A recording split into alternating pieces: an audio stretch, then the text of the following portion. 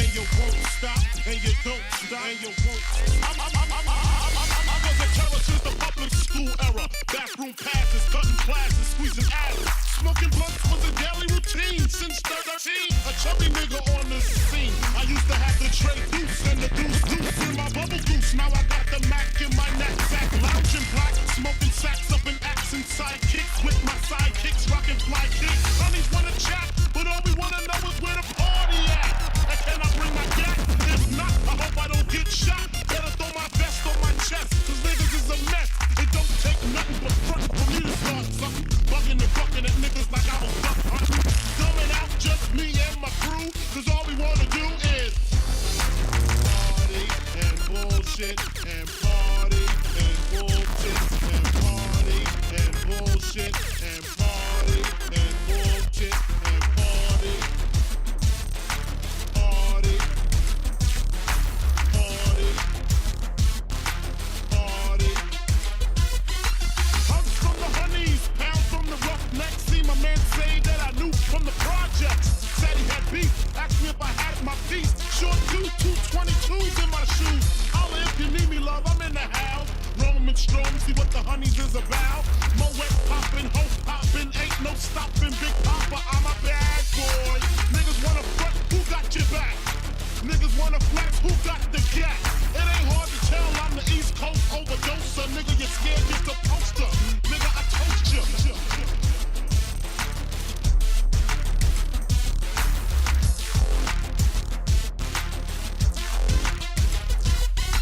Put fear in your heart. Fuck up the party before it even starts. Is he drunk, off a Henny and skunk, or some brand Nubian shit beating down pump?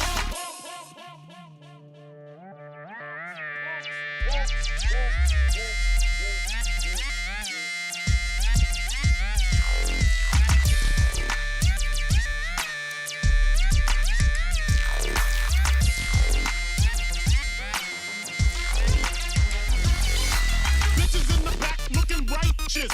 In the tight dress, I think I might just hit her with a little Biggie 101. How to tote a gun and have fun with Jamaican rum conversation. Lost in rotation, my man Big Jock got the Glock in his waist and was smoking, drinking, got the hooker thinking. If money smell bad, then this nigga big and stinking.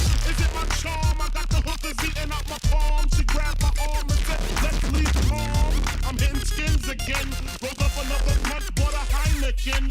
Niggas start to low down, a kid got choked out, blows was thrown, and a fucking fight broke out.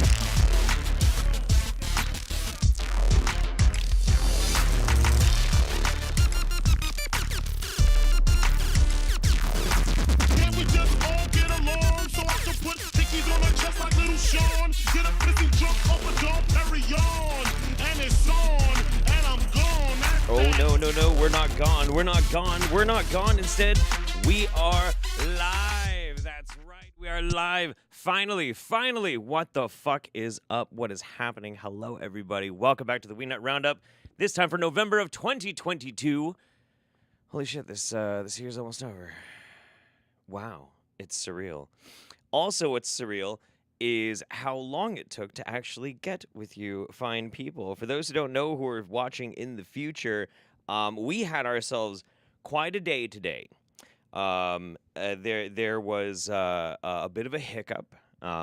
It's one of the things that comes with having children. They are disease factories and they get sick. And unfortunately, my little monster, he did in fact get sick. He was having trouble breathing, actually, because he was coughing so hard and gagging quite a bit. And I was like, okay, well, we'll take him into the urgent care. Apparently, the 3 urgent cares that were in the area, 2 of them are closed, so there's only 1. We were at, and I'm not fucking exaggerating at all. We were there for 8 hours. Poor Penny had to pee so bad by the time we got home. It was terrible. I tried to find somebody to come over and like let her out and, use the backyard and whatnot, but no luck. Long story short, kid does not have RSV. That's what I was worried about. That's going around this area quite a bit. Does not have strep. Probably just has a really gnarly like sinus infection or something like that. So hopefully, with the meds that Memory is going to be getting, he will be okay. But a lot of people were like, well, man, it's okay if, yes, it's true. The show is 5.5 hours late getting started. It's okay if you want to take the day off and just do it tomorrow. No. For 2 reasons. Number one, after all the bullshit that I just dealt with today, I need this. You don't understand. I need this. And a lot of people don't necessarily understand quite the severity of it. I fucking love doing the Roundup. It's my favorite fucking thing in the world. It's so good. It's so fun. It elates my heart. It inflates my prostate. That's right. No, it's great. It's exactly what I need after a really, really long, tough day. The other reason why I can't do it tomorrow is your boy got a job. Not the first time I've had a job since being a YouTuber. For those of you who know, I had a fantastic job over the summer that I hope to do again next summer. And I currently have a seasonal job that I'm working probably until about January, just busting my ass with some hard physical labor, getting paid to work out. And yeah, just to kind of like catch up on bills by the end of the year. That's all. So, yeah. Can't tomorrow. I gotta go to work. Jeff, I think I can say for everyone here that we are super appreciative that you made it to the Roundup at all with the struggles today. Aww. I hope kiddo gets well soon. On another note, would you like a fan-knitted scarf? Are you fucking kidding me? I'm like a scarf fucking fanatic. I fucking love scarves. I love scarves. I'm a big scarf guy, actually. You don't usually see me wearing them because I'm not necessarily filming in the colder months outside, but shit, man, I'll wear it until I get too overheated on the Roundup, absolutely. Oh, see, my boss at the fantastic job that I do over the summer, he's like, I have loads of work for you next summer. Fuck yes. Fuck yes. Fuck yeah.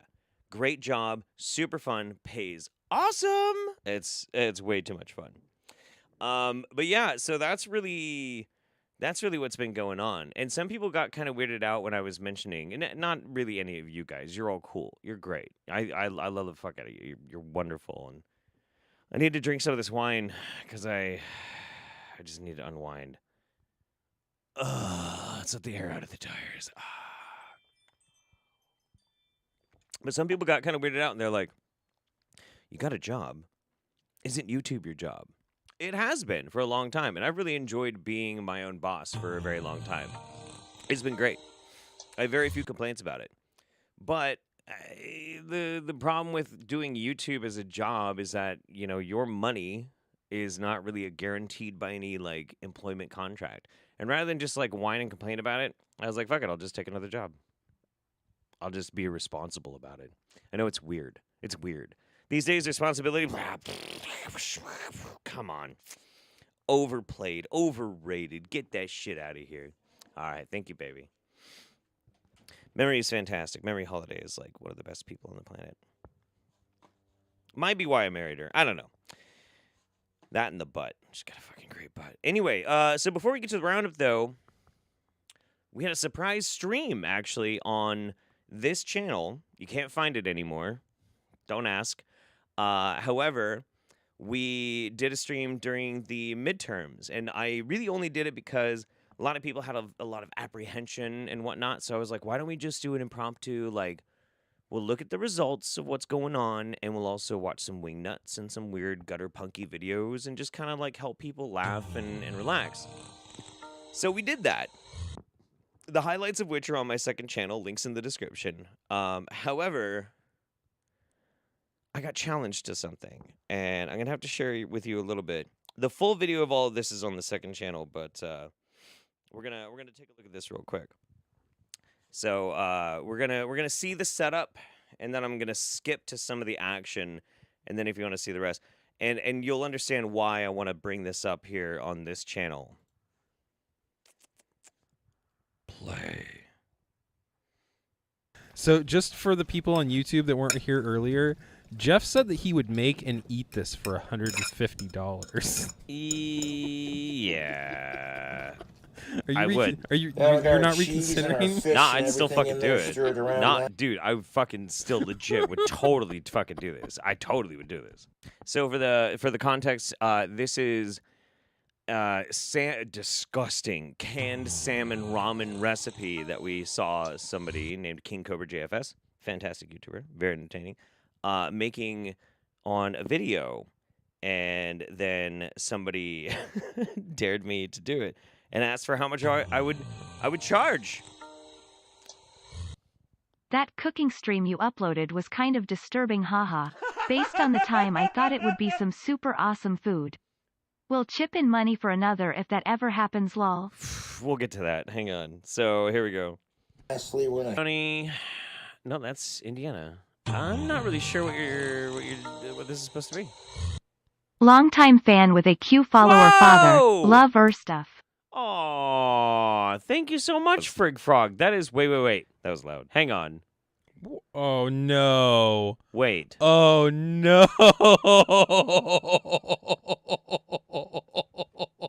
Wait a minute. Oh no! So, the shit I fucking get myself into, I swear to God. So let's we'll get to.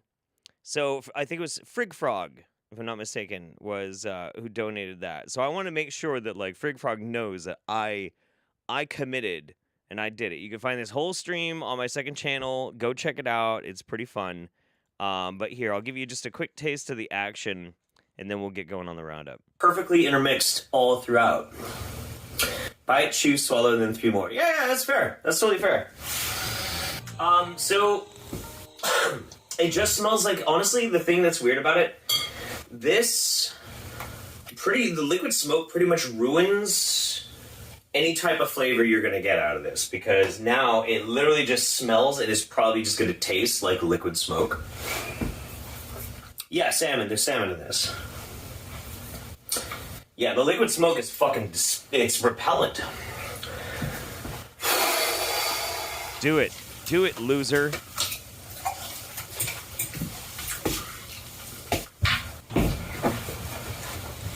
Keep it in, you dirty slut.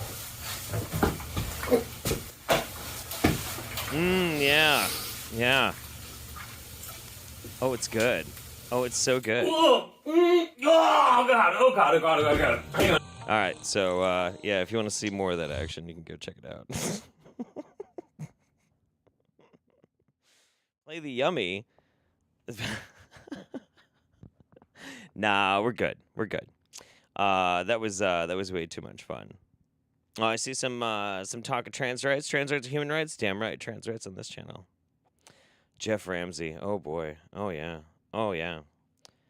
Yeah, liquid smoke is in fact black magic. Putting liquid smoke in anything is assuring that it's just going to taste like absolute trash. I did end up eating 5 whole big bites of that absolute disgustingness. So, yeah, it's a thing. We went on an adventure together, you and I.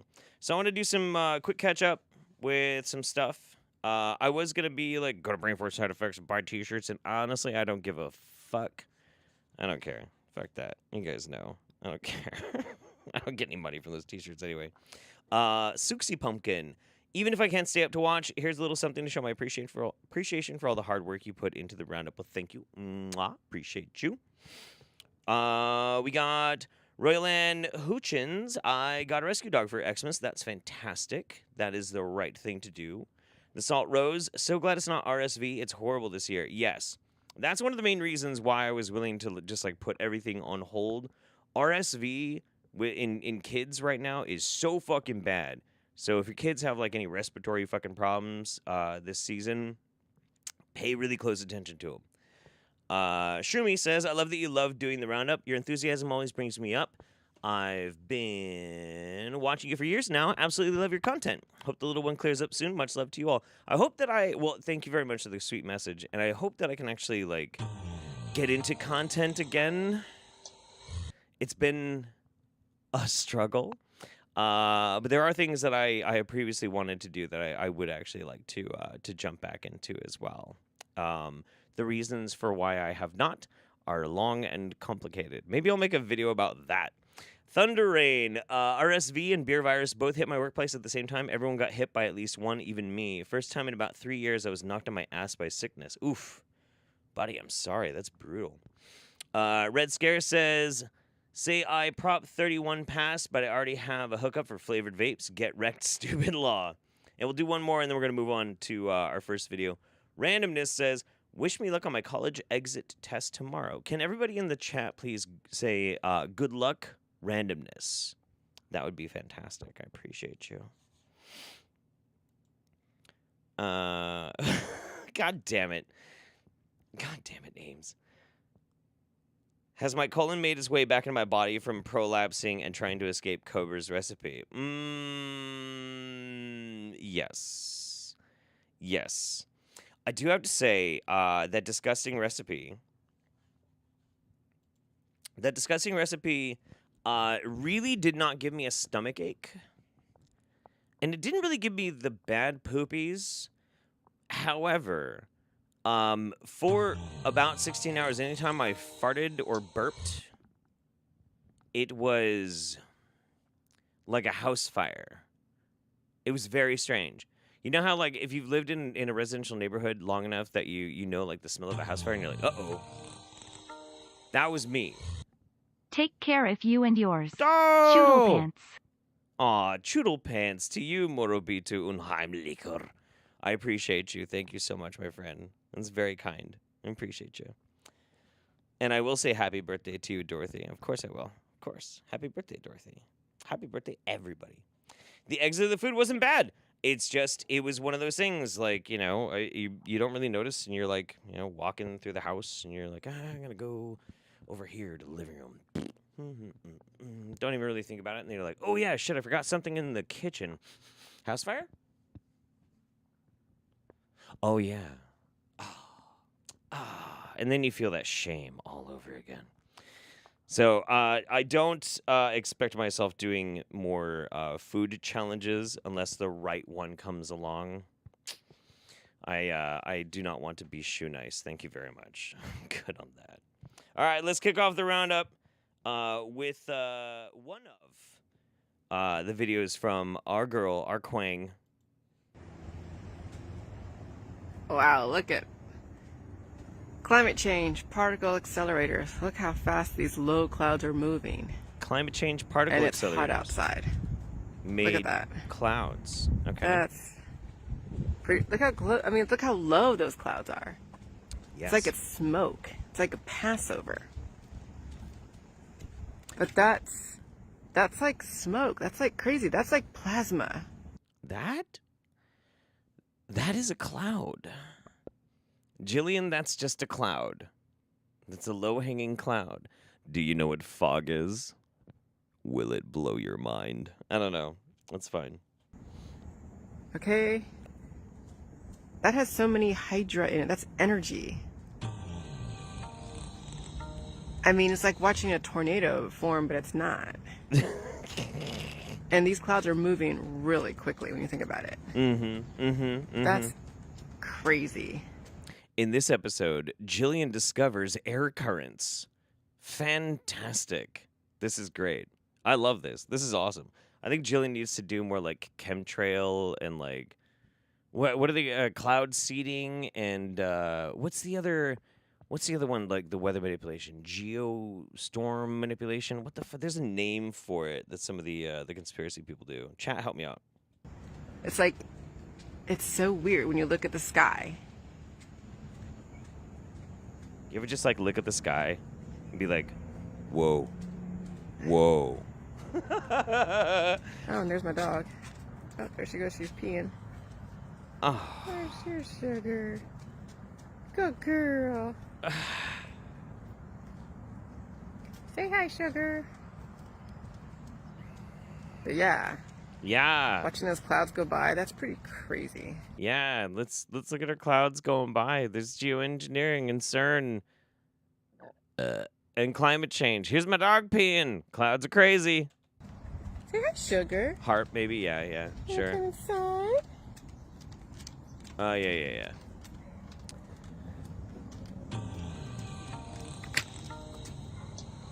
Go ahead. Go ahead. Good girl. See, she gets up on her own. If she misses, she'll figure it out. Now, I know what you're going to say. You're going to be like, Jeff, she's abusing the dog.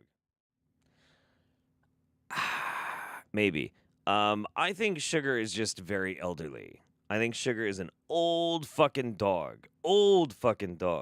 Now, the thing, though, that I find interesting about this video, aside from the fact that Jillian is apparently getting into geoengineering and shit like that, is that Jillian has such a lack of self-awareness. She already knows people think she abuses her dog. She's like, oh yeah, I recorded my dog taking a piss on a deck and then barely able to get up steps. I'll post that. That's a good idea. Total lack of self-awareness. I think Sugar is just an old dog, an old pupper. Yes, the dog looks embarrassed. Wouldn't you be? But I think the dog is just very, very old. That's me going to bat for Jillian. I'm defending Jillian. Dan Hines says, "Hey Jeff, glad you're still streaming tonight. Could I get a little shout out to my sweet man? I should probably click over on the window to my sweet man Finn. Ooh, hello Finn. I love that guy, and I'd love him to know that extra tonight. Well, listen, Finn. Dan wants you to know you are the bee's knees, the cat's pajamas. You are the Latino drawl that puts the romance between you two. Boy, I hope there's romance between you two, or I just made shit fucking weird. But yes, you're thought of quite highly. Lucky you. Marcus Trinius. Just imagine, Cobra eats shit of this caliber all the time. Let that terrifying thought sink into your psyche and haunt your dreams until the dissolution of time. I almost decided to choose some Cobra to show on the Roundup. I have not yet committed to showing any King Cobra yet on the Roundup. I am leaving that open, and I wanted to wait until this Roundup to pose the question to you. You're going to have to leave it as a comment on the video if you think King Cobra belongs on the Wingnut Roundup, or if he is a rare gem to be examined in his own right. It's up to you. So you guys can leave comments on the video. You can tell me what you think. I acquiesce to your wishes. I am but your Wingnut gimp. You keep me in the trunk all month, and then you pull me out and hook up my gimp suit and chains to the basement support system to perform for you. Okay. Ames says, Jeff, my bestie is here. Please tell Alicia she marinates my beef curtains. Alicia. Ames truly is marinated by your beef curtains.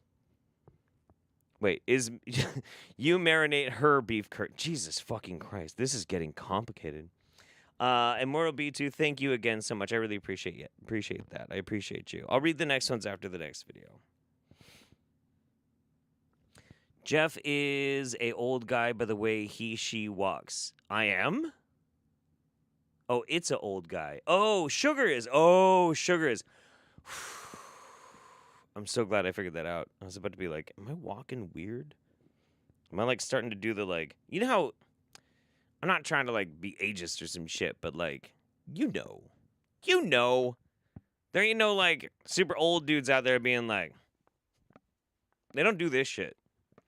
They do like this because their hips are fucked and they're like, oh shit.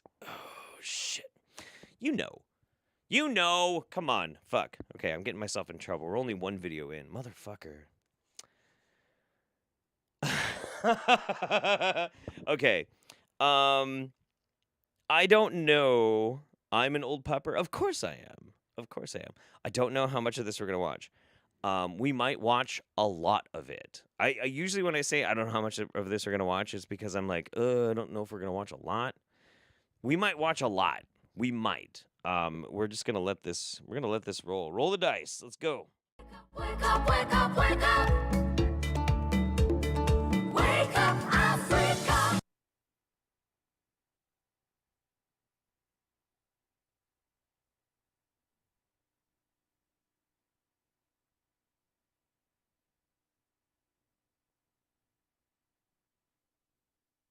It's real quiet right now. All of a sudden. Sorry. Wake up, Ah, what the fuck? Dai, you family, and welcome to another Ask Dr. Mumbi. My name is Dr. Mumbi Saraki. I keep forgetting sometimes to say that at the beginning of shows, and the reason I want to stop saying hello is because it's like just the connotation, like the English language is literally a language of spells, family.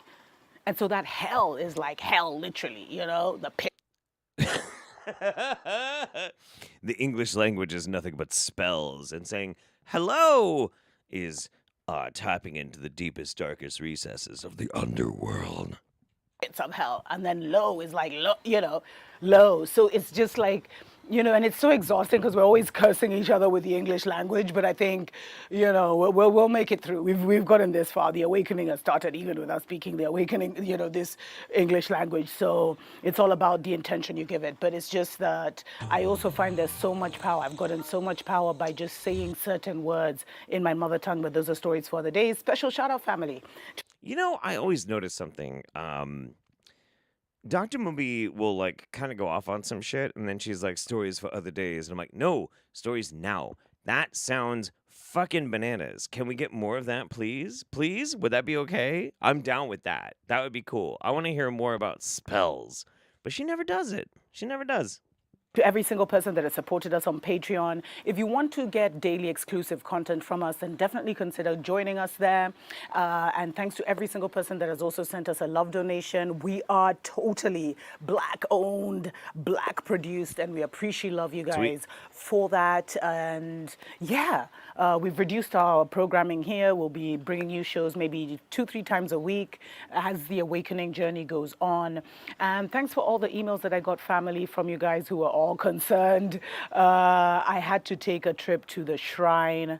I had to go to Mount Zion. I was summoned literally by Mwene Nyaga, Mwene Hinya, Gaiwa Kiri Nyaga.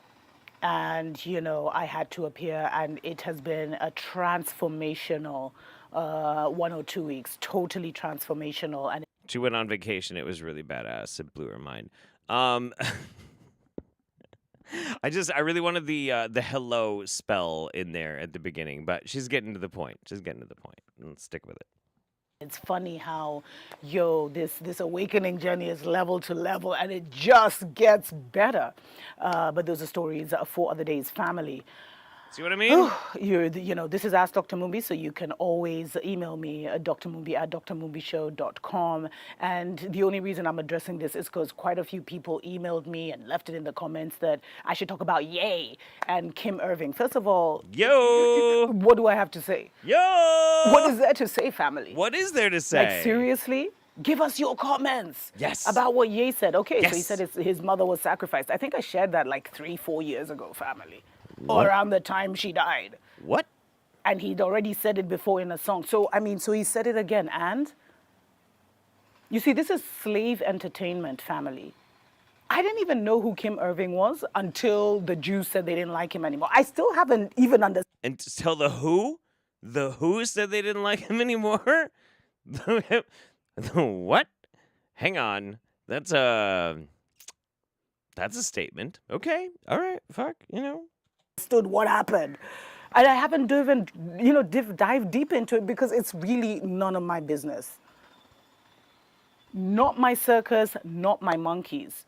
Literally, with all due respect. And the only reason I'm addressing this, family, is because you have to start to understand and see that this is slave entertainment. Before he lost the Adidas deal because he was like, I'm doing anti-Semitism. I could do anything. I could do an anti-Semitism. And then he lost a fucking bunch of money. Ye was about to be a fucking billionaire. A billionaire. Yes, slave entertainment. Okay. Kyrie Irving. Millions and millions and millions of dollars a year to play basketball. Not how I would define that word. That's just me. I'm not trying to knock down anybody's lived experiences, the problems of privilege and blah, blah, blah. Like, that's not what it's about. But at the same time, I'm pretty sure you can very, very comfortably say somebody is not a slave when they're making multi-millions of dollars a year on what they do as a job. Pretty sure.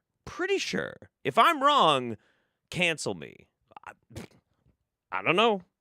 I don't know if Kanye or if Kim Irving are controlled opposition or whether they're actually awakening, but it doesn't matter, family. Oh no. Because oh no. I really feel like the slave entertainment and even our discussion of it keeps us in a time loop. Time And when I coils. look at the things that melanated people are producing online or the kind of conversations that are drawing our attention, Okay. it's like the melanated world is stuck in this Babylon-created time loop. We're stuck in outrage. Oh my God, this was said. But total inaction. I think that's everybody, though. I think that's everybody. We're in this really interesting situation right now. I'm gonna wax a little bit political, and I've tried to like stay away from it on the main channel, and I'm still gonna try. But I think I can talk in like broad terms enough that I think I can make my point. We've been doing for a long time this like bounce back and forth between cancel culture and people wanting to say things that society might not necessarily be kind of cool with, and then people responding to it. And the way in which they respond to it is largely through political persuasion and maneuvering. One of the most egregious and hilarious ones is it's all about free speech. Well, yes, maybe. But for the people that tend to say it when they like have a whole lot of political presence and power, bullshit. They don't actually care. They don't care. They don't really care. We as a society have a really hard time figuring out how we want to reinforce our own values that we want to believe in versus maintaining the balance of how much we want to have free expression. Now, should that be an easy thing? No. No. If that ever becomes an easy conversation to navigate between those two things, then something's wrong. It should always be something that has a lot of nuance that we have to talk about. But I think that there are some universal things that we can all agree are usually bad. Or we should. Like, I don't know, doing a genocide is bad, right? Hating people for no fault of their own is bad, right? That should be easy. Just trying to broadly accept people and treat people with kindness. That should be okay. That should be fine. You know, we should be okay with these types of things. But for some fucking reason, lately, people are like, why are you oppressing me? Just because I don't like that group over there. No, I don't like them. No, I don't need a good reason to not like them. I just don't like them. I think they're bad. Also, they run the world. Oh, you don't like what I have to say? You're oppressing me. I mean, Jesus fucking Christ. Come on. It's ridiculous. So some crazy stuff will go down. Someone will come and say something transformational. It will go round and round and round and round like wildfire around our community. Fire, fire. But that wildfire won't catch into any kind of action. I was hoping that with everything that happened, I think Kim was like, I saw like another thing where like Nike or some companies, whatever, refused to work with him. Some saying with Kanye. Adidas! Guys, I don't know the full story. Oh, so I no, don't no, even no. Kanye was Adidas. Maybe it was Nike, split with Kylie Irving. Kylie Jenner, Kylie Irving. It's weird that his last name is Irving and he hates Jews. Isn't that weird? That's weird. That's super weird. That's super, super weird. Huh. I don't know. which companies, but this is kind of what I was seeing on Insta and stuff on my timeline. I didn't see any of our people saying, yo, I'm not going to buy those shoes for Thanksgiving. I'm not going to support that brand because they've banned one of our speakers. I've not seen the Black Nation saying, okay, we're boycotting the NBA or we're going to boycott those games. They I haven't could. even seen any. I think it's only Farrakhan, bless his soul, man, for real. Bless his soul. Oh my gosh. He's the only one family who has actually come out and defended the two, but I haven't seen any other so-called black leader or black representative. You know, there are so many other people you could stand for, and Louis Farrakhan is not really one that I would necessarily pick. I'm just saying. It's a little fucking weird. Little fucking weird. Come out and defend what they're saying because it's a slave entertainment family. Basketball, football, Olympics. This is how they kept the slaves in Rome happy and kept the show keeping on. Keep on. It's because keeping people on. were so focused on that. And when you see these things reach fever pitch, We're gonna give it like 30 more seconds. Listen. This video is fucking bananas. It's fucking bananas. The whole fucking thing is absolutely dog shit. But we're only gonna go for another 30 more seconds. not only are they using these two men as a lesson to anyone else who has any kind of power or money or status that has been given to them by Babylon. It's kind of a warning, like, yo, if you try and awaken your people, that's not the contract you signed. That's not the blood contract you signed. We will take you down. We will take away your money, and we'll use you as an example. Okay, all right. No, listen. Okay, I've had this fucking problem for a goddamn while, and I need to rant about it. And you know what? It's my fucking show, so I'm gonna goddamn do it. I am sick as fuck to death with these motherfuckers. These rich pieces of shit. I don't care if they're black, they're white, who gives a fuck? I don't care. They're rich, okay? They're rich, they're celebrities. They have immeasurable fucking wealth. And then they end up saying the dumbest fucking things on the goddamn planet. Now, the reason why I have a problem with this is not because I think for some reason rich people should be immune from being wrong. No, they're not. Everybody can be wrong. They're just as human as you and I. They have every opportunity to fuck up and be stupid as dumb and fuck and they really should have never cheated on that sweetheart back in high school because maybe she was the one. You don't know. You don't know. Maybe I should have taken that chance and actually went to clown school. Maybe I would have felt more fulfilled and not quite so hollow in my life. Anyway, the main important thing that I want to hammer home in this is very, very simple. Rich people have money. And when you're rich and you're a fucking celebrity, you can hire people. And people have entire industries that are dedicated to doing nothing else except to keep your ass out of fucking trouble. That's it. You can hire firms for hundreds of thousands, millions of dollars a year, and their entire purpose of being is to keep you from taking your foot and shoving it down your own fucking throat. You have that ability, and you have all the money in the world to burn. There is no excuse for any rich asshole celebrity motherfucker going out there and saying the most tone-deaf fucking thing. And then they do this bullshit where they're like, oh, I realize now that my comments were very tone-deaf and don't really represent my own values. I'm very sorry that this is... Now, fuck you! Fuck you! You rich piece of shit cocksucker. You fucking dumb fuck. You vapid brain piece of shit. You hollow-headed chunk of fucking concrete. Fuck you! Spend $50,000 fucking dollars and hire a goddamn script writer, and otherwise just shut the fuck up, enjoy being fucking rich and banging whoever the fuck you want and never having to get arrested for any crime. Thanks. Anyway, that's all I have to say about that. Fuck Kanye, fuck Kyrie, fuck these rich pieces of shit. Well, they just don't know any better, they're just voicing their opinion. Fuck you! You think any of this shit is actually what they actually think or feel? And if it is, then they're mentally fucking ill, and they need to hire somebody to wipe their fucking baby asses so they don't do this shit anymore. It's very simple. Fucking whatever. I don't know. We're moving on.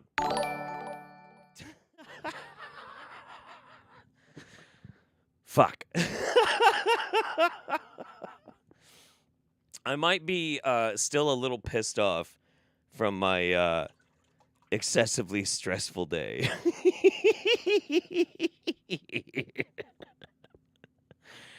Oh, man. This has been a Daddy Jeff PSA. That's right. That's right.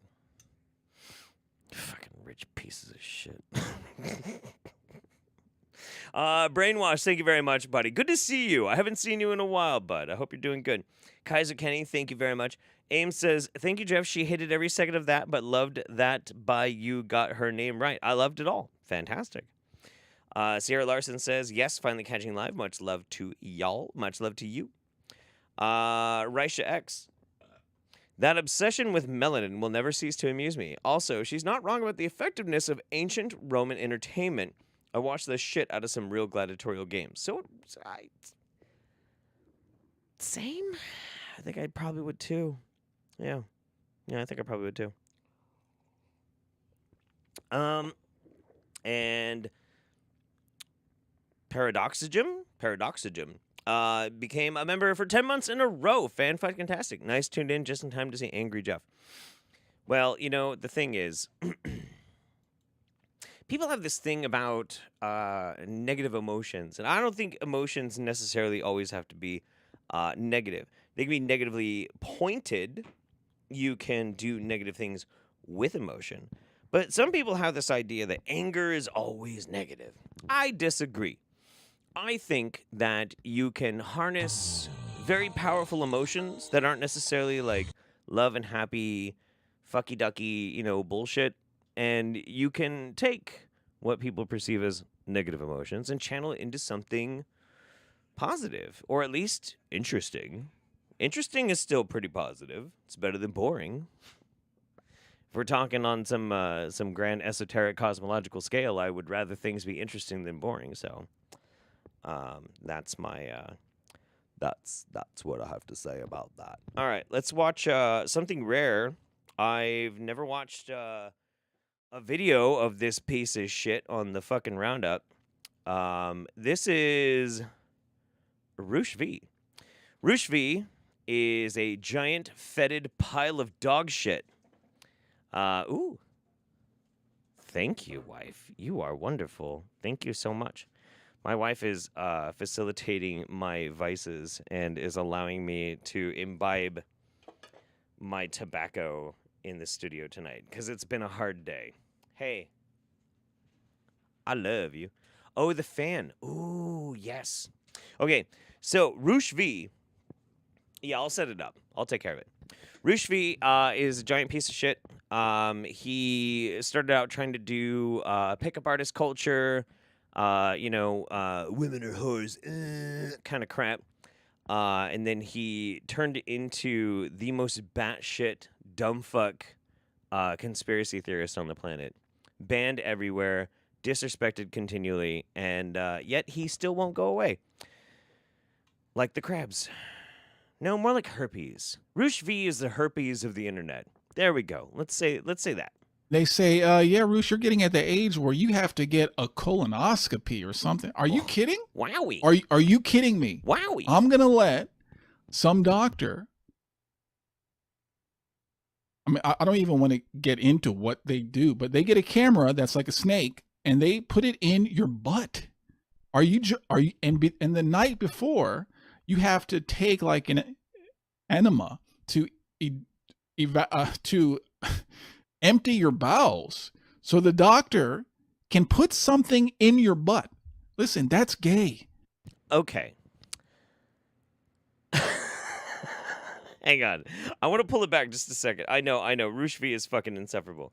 We're going to pull it back just a quick second because I was setting up a fan so I could actually imbibe my cancer stick here. All right, take it away, Rooshi. To empty your bowels so the doctor can put something in your butt. Listen, that's gay. Okay. If just putting something in your butt is gay, that is a very strange concept to me.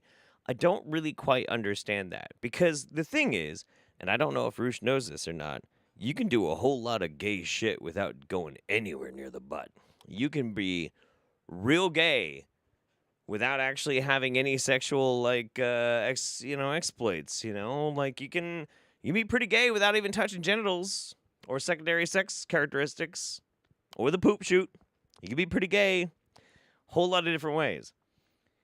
anything having to do with your butt doesn't necessarily have to be gay. But it is gay for him, and apparently he thinks about this a lot. I don't know. Weird. Putting anything in your butt is gay.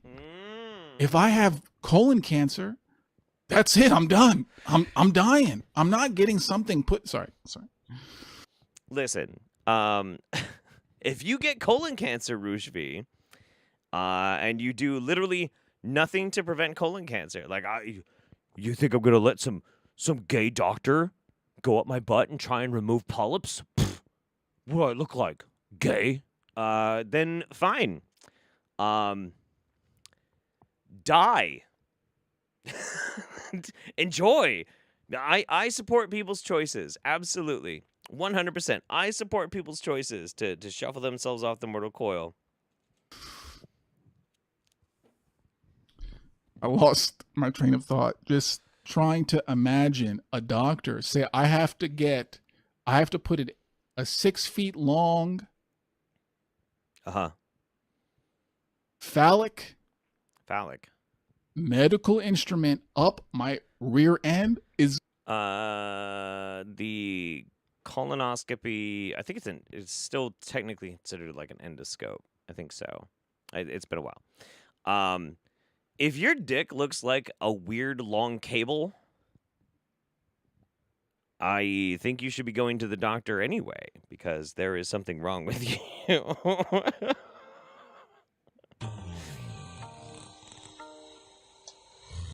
He's just upset that the doctor isn't taking him out somewhere nice first. Oh, like a firing range or something? I don't know. Maybe. Are you and people fall for this. You get old men talking about it. Oh, it's time again. No. If you're about to undergo a medical procedure that wouldn't faze a gay man, you're not undergoing a medical procedure. Okay. That is a very strange That's a very strange sentence. If you're about to undergo a medical procedure that wouldn't faze a gay man, well, what if a gay man's like, I would not be fazed by somebody checking my lymph nodes, you know,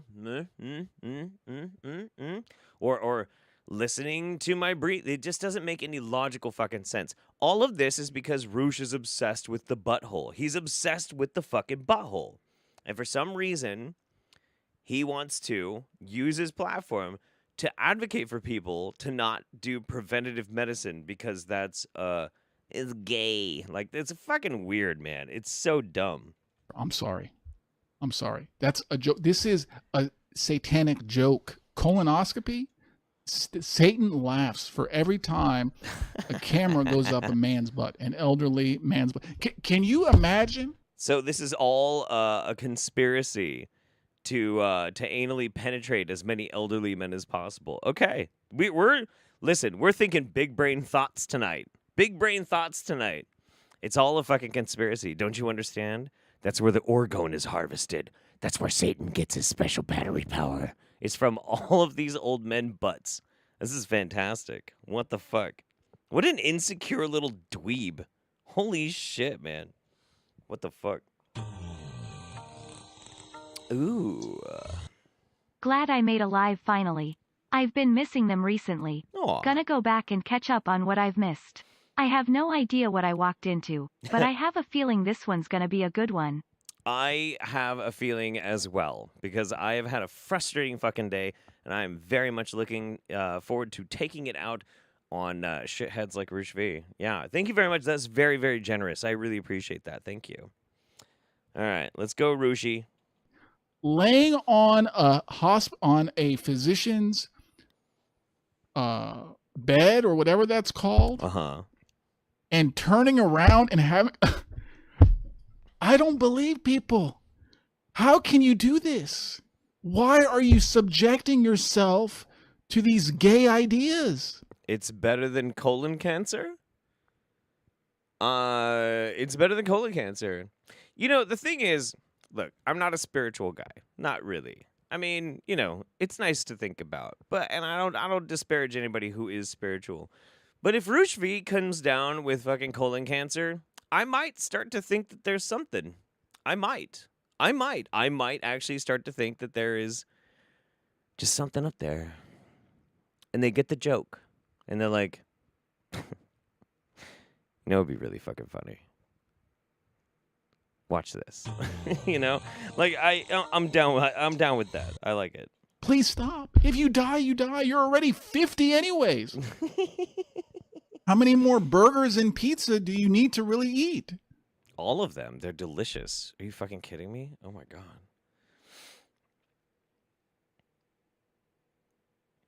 Look, if you're the type that believes when I turn a certain age, a camera gets to put a large, very large, long camera up my butt, they'll get you to do anything, people. How foolish are we that we allow doctors to sodom? This is sodom. I mean, it's the definition. Actually, the definition of sodomy, biblically, could also include oral sex. I doubt that Roosh has a problem with oral sex, but maybe in his more radicalized mind that he's been doing lately with his I think he's going kind of Christian nationalist and shit like that. I might be wrong, but he seems dumb enough that he would buy into it. Then that would actually be technically sodomy. But in Rooshi's mind, because he's a dumb fuck, sodomy is just doing things in the pooper. Yeah. Going crazy?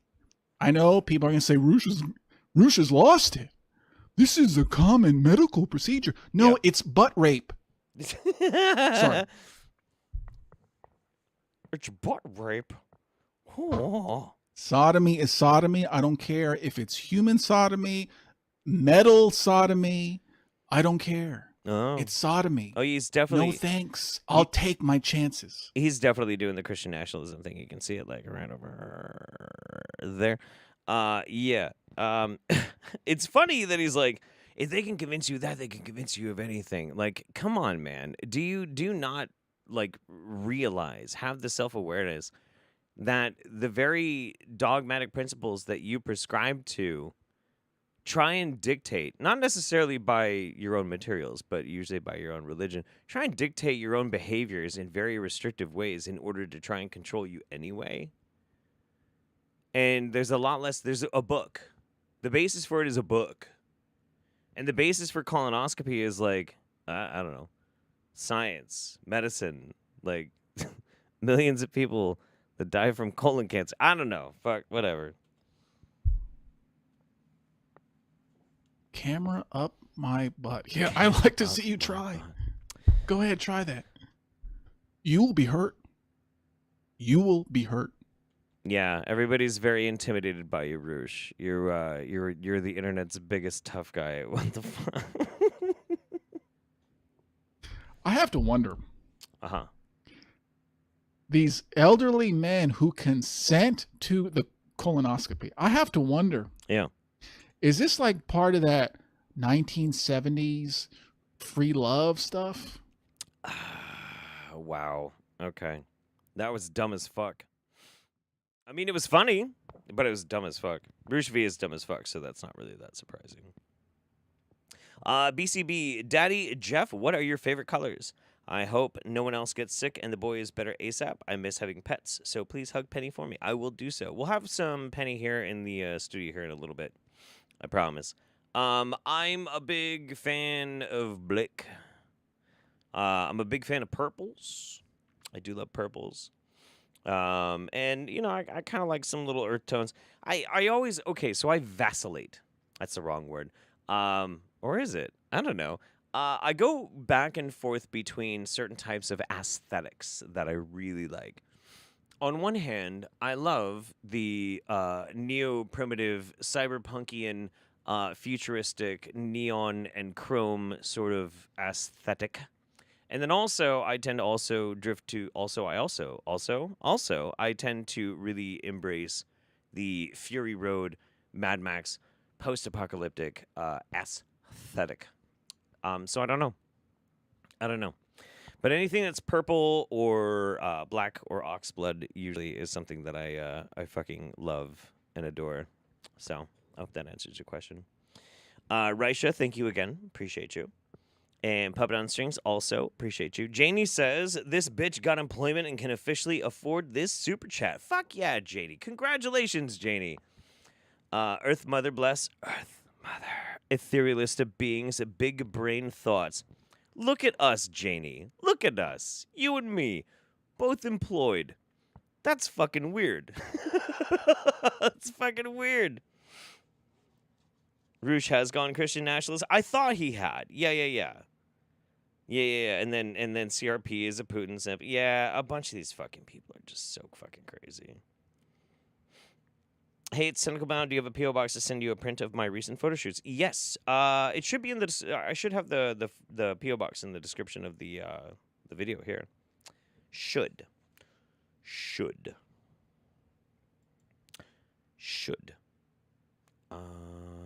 I'm going through a couple of things here. Okay. Okay. I'm good. All right, let's do this. So because Roosh decided that he was going to educate us on the homosexuality, I figured we should get an opposing perspective. So here we go. So men in our culture have a deficiency in testosterone. Manhood size is the smallest it's ever been in recorded history. Sperm count, sperm motility, sperm quality has been going down by 1% every year since 1979. And one powerful way to actually increase and enhance testosterone levels and enhance sperm quality. Before you tell us how to enhance our testosterone levels and our sperm quality, I don't know if it's necessarily true that testosterone and sperm count has been going down. I've heard lots of people say that, but I've also heard lots of people say that that's bullshit. It's going to be... Thank you very much, Joshua Steele. Appreciate you, buddy. That's very kind. I really would have to look into it, and for that I would actually have to... Fuck, what's the word? Care. Yeah, care. I don't know. But let's... How can we, Wild Naked Man, Will Blunderfield, how can we increase testosterone levels and enhance sperm quality? Is to actually view the manhood of another dude without shame, without gay panic coming up. And peep the peepee. We need to spy the schwanz. We need to dig on the dick. Okay, all right. We got to look at our bros' bones. Many men are deficient in the benefit of that because of the dominator shame that the Matrix has installed into our psyches as dudes, because the gay panic vibration actually releases estrogen and shrinks the penis back into its clitoris. Wait. Hang on. I need to understand what you just said. This is very, very complicated. As dudes, because the gay panic vibration actually releases estrogen and shrinks the penis back into its clitoris state. So the gay panic causes our dicks to shrink and return to the clitoral state. Okay.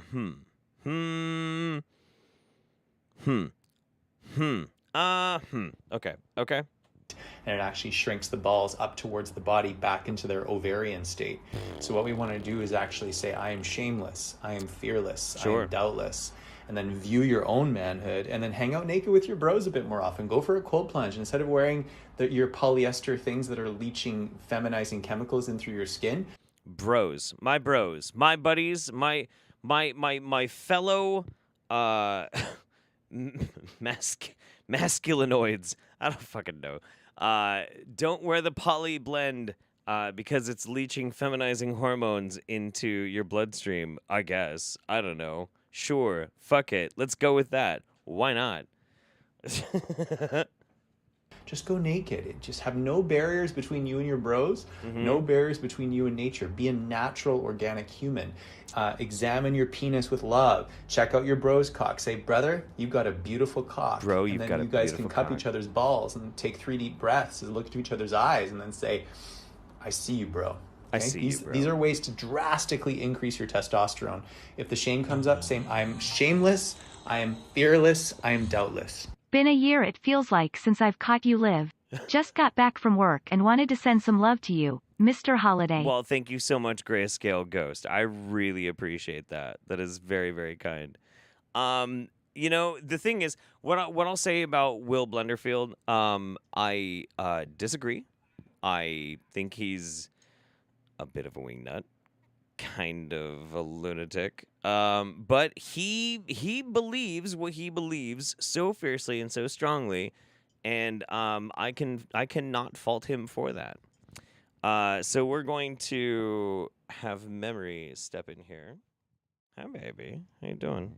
You should try this. I should try this. What is this? It's a mocktail I made. What is this? It's 1.5 ounces of orange juice, 1 ounce of wood stove kitchen grapefruit and rosemary mixer, a couple dashes of cardamom bitters, and some hibiscus LaCroix. It's delicious, actually. That's fucking incredible. That's really incredible. That's really yummy. Yeah. I make good shit. Yeah, you do make good shit. You need to be like a bartender, even if it's like a non-alcoholic bartender or something, you know. I need to make my bar. You need to make a bar? I think so too. My mocktail bar needs to be a thing. Yeah. I don't want to watch a video. I just want to talk to the chat. You just want to talk to the chat? Yeah. Okay, I'll be super quick then. Okay. All right. It's like I had to put clothes on because I was already in my jammies. Oh, I'm sorry.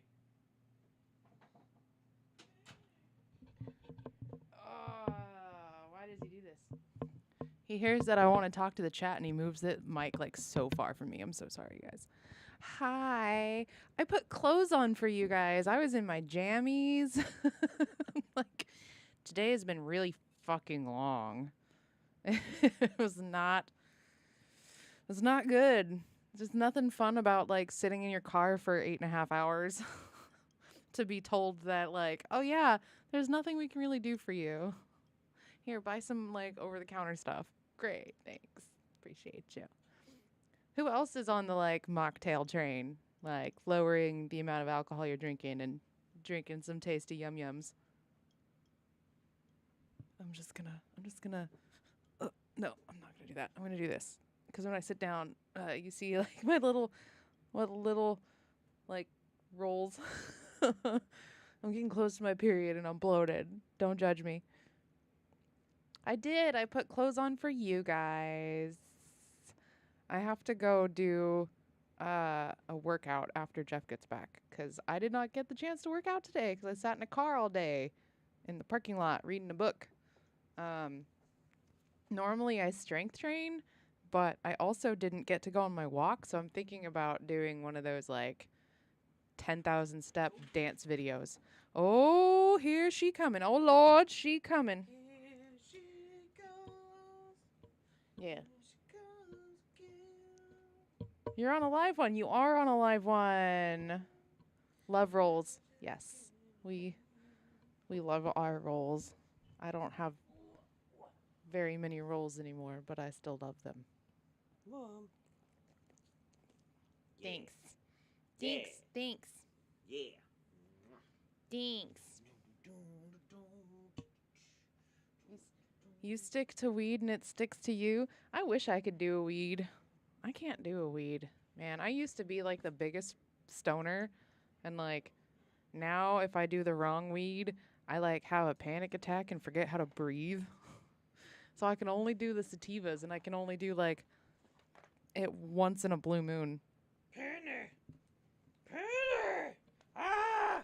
Do you see what I have to deal with?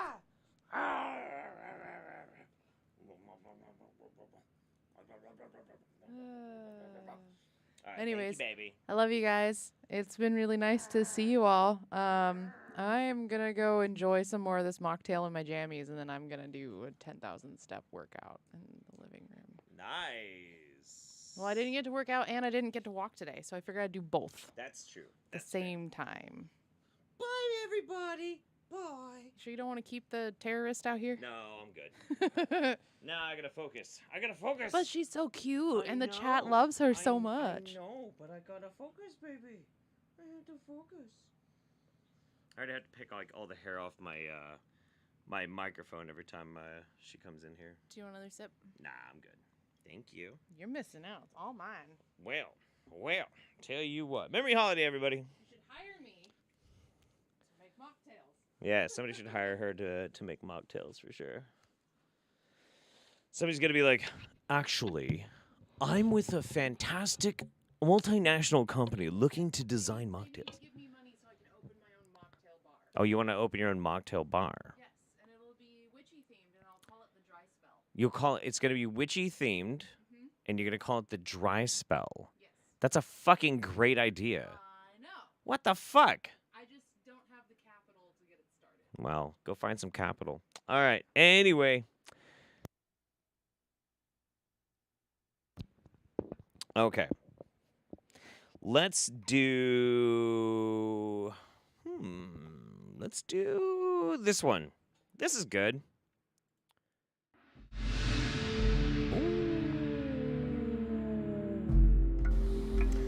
All right, Harvey. Well, I want to thank you for joining everyone, all of our listeners today on another Conversations with Harvey. Yeah. And I want to thank everyone else that's here and the security people. I want to thank you all for... I picked out this video. I've seen this, like, not all of this video. I never watch all of them because I want to, like, be a little bit surprised and, like, have genuine reactions. But, I mean, I saw this point already. But as soon as it clicks over to the empty fucking chair, I just can't help it, man. It's so fucking funny. Holy shit. keeping us safe and doing these things in the ships. There's a lot of people here. I know you can't see them. We've discussed this in previous conversations with Harvey. Just trust me. Those are all my friends laughing just off screen. They're there. Just trust me that they're there. They're there. Promise. I can sense them. I can see them in my mind's eye. It's like a remote viewing session in the sense that when we do remote viewing, we see a mental image that's like semi-translucent, and we learn how to... So you just picture shit in your mind. Cool. Focus on that, and then it becomes natural for us to do that, and that's what we're doing. And these conversations are telepathic, so I am using the same facilities that all of our remote viewers use when they interact with people, extraterrestrials especially, with remote viewing and exchange thoughts. So Harvey's going to be talking to us, and he's representing the group of ETs that he works with. No pressure. And he's helping us understand the situation that Earth is in. And we have a new mic set up, so I'm hoping that this works. I noticed that there's no mic on Harvey. Does Harvey not get a microphone?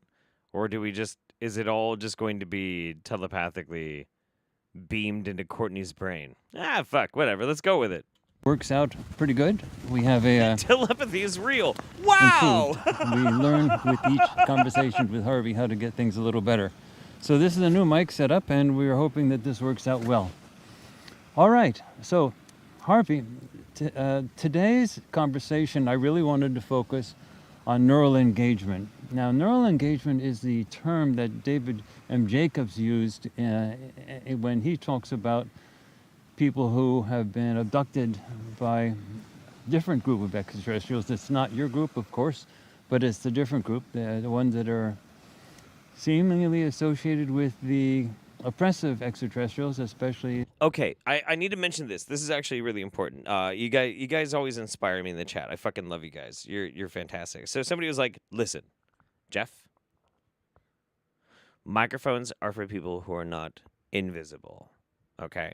And I was thinking, I was sitting there, I was starting to roll a cigarette, and I'm like, wait a minute. That's actually a really good point in Courtney's favor. Because if you think about it, there are lots of people who manufacture or make bullshit responses and when they're talking to, like, paranormal things. You know, there's all those fucking spirit box channelers, and some of them have millions of subscribers, and they're like, we talked to the fucking spirit of Queen Elizabeth, blah, blah, blah, blah, blah. And it's like super exploitative. And they actually do make them talk and say things. But Courtney is like, now we could do a voiceover, but that would be lying. So this actually is a point, if you think about it, a point in Courtney's favor that he's a true believer. So I think that's actually kind of interesting. I don't know. I think that's something. The reptilians. And David Jacobs sort of doesn't really have a great focus on the reptilians. He just sort of knows that they're there. But we have, all of our work, realized that they're the ones sort of, they're the top dogs. They're the one sort of running the show in that regard. And he talks about the idea of neural engagement, just so for everyone understands. That's when it's not a telepathic communication like what I'm having with Harvey, or what I'm going to have as soon as I stop talking. But it's where the oppressive extraterrestrials essentially violate free will by forcing telepathic thoughts onto humans, so that they do things. They get humans to do things. And he gave an example. Did you ever stop to think that maybe if you really do believe that aliens have the ability to telepathically compel humans to do things that are out of character or like that they wouldn't otherwise want to do, did you ever stop and think that maybe Harvey, if that even is his real name, is telepathically compelling you to do something very, very stupid and very embarrassing? It's just a thought. It's a thought experiment. I'm just exercising my First Amendment rights here, okay? David Jacobs gave one example where a person that he called a hybrid, which was a genetic mix between human and gray extraterrestrial. It's a weird name to use, but that's what he was using. And they were, that hybrid was a male, and he was trying to understand human society, and he had a human female with him that was showing him through a shopping center, a store. And she said, well, we need a shopping cart. And the hybrid nodded and said, okay. And what in the fuck is he talking about? What in the fuck is he talking about? What the fuck? And then immediately another human came over right away and gave him her empty shopping cart, and then she walked away and had gone off to get another one. Wait. So a good analogy of how aliens have the ability to mentally compel people is not like, I don't know, convincing them into carbon neutral technology or shying away from thermonuclear war or anything of consequence. It's, yo, we need that shopping cart. Watch this. If that's your example of aliens using their telepathy to influence humanity, aliens are lame. Lame. Holy shit. Holy shit. Oh, I just don't get it. Maybe I don't. Maybe I don't get it. If I was, and listen, okay. If I was an all-powerful fucking being, if I was an intergalactic fucking space traveler, if I was, for instance, an alien, I would use my telepathy for interesting things. Interesting things. Not like, yo, we need a shopping cart. Like, watch me knock this bitch over and make her give us our shopping cart. Bam! Psychic bolts. Pow, pow. I wouldn't do that shit. No, I would do weird shit. Weird shit. You know what I would do? This is what I would do. If I was an all-powerful fucking alien human being, I would influence the fashion industry. What a great way to sow some chaos in the human condition. And I have a theory that it might have already happened because my idea, I think, might have already happened before. One word, Jinkos. Jinkos. Somebody convinced at one point about 25 fucking years ago that it was actually cool, really. Maybe more than 25 years ago. It was cool, really, and actually hip even. That it would be great If you took the concept of a giant flowy skirt and we turned it into a giant pair of denim pants, so big so that you could store 2-liter bottles in each back fucking pocket. They look fucking ridiculous. That is chaos. That is destabilizing the human condition. Holy shit. I would totally do that. If I had crazy alien psychic powers, I'd bring back Jinkos. That's what I would do. That's what I would fucking do. Not like, we need a shopping cart. It's lame. And then the woman that this Hubert was with scolded him and said, "You can't do that. You have to go get your own shopping cart. You can't just..." And he said, "But she won't remember." And she gave me her shopping cart. And she said, "You can't do that. You can't just get people to do things. You have to do things on your own." Please tell you meant the pun. You meant the pun. Sow some chaos. Yes, thank you. I'm glad you got that. And so the basic idea is that the oppressive ETs just think about controlling people. Oh my God! Just talk to Harvey already. As a normal thing, and they don't think anything about it as being unusual. And I know you guys don't do that, but that's what we want to talk about. And in particular, the U.S. military and eventually other militaries will be should be very interested in this topic, because it's a way to confront oh my fucking God! their enemies through neural engagement. Oh if my they can God! defeat someone.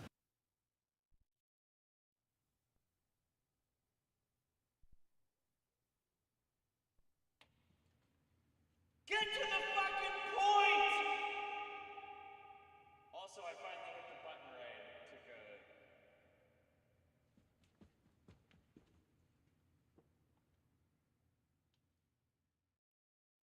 a... Ahem. Psychically, if they can defeat an opponent psychically, mentally, through psi weaponry, controlling them mentally, then they don't have to risk any loss of physical resources. And so the U.S. military really needs to understand how this neural engagement works and how to defend oneself from it, if it can be defended against, and how it's done. So that's what this is all about. And so that's what I want to ask you about. So let me shut up and Thank you. Okay. All right, he wants me to greet everyone first. He says it's a little abrupt just to go right in without him greeting everyone. A little rude. It's a little rude. Okay, I've done that. All right. So Harvey does greet everyone, wants to thank everyone for coming and listening. And I apologize for not... Okay, I don't need to apologize. All right. So, Harvey, can you talk about... How do you make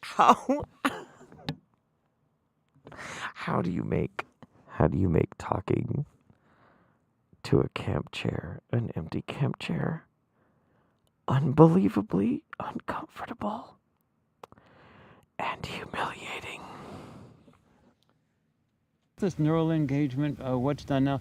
Let me tell you before we start, let me tell you the plan for today. I don't know if you're going to go along with this, but the plan is for you to talk about neural engagement, and then I'm eventually going to ask you to step on my balls through free will, if you or someone in the entourage could demonstrate it to me and to the audience by doing neural engagement with me, manipulating me in some way, and I give permission for that to happen when the time is appropriate. Balls. I really am trying to understand it, and so I can explain it to everybody else. And so, okay, you're willing to do that. Great, okay. So let me just shut up. Can you just talk a little bit about this neural engagement? I'm eventually going to ask you how you defend it, how you defend yourselves against it. Obviously, the security people have the ability to defend themselves somehow.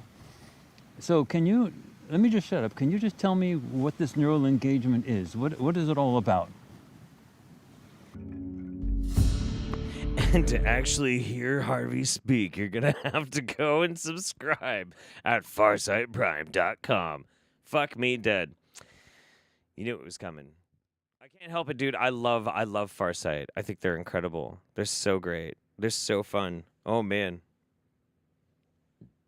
So good.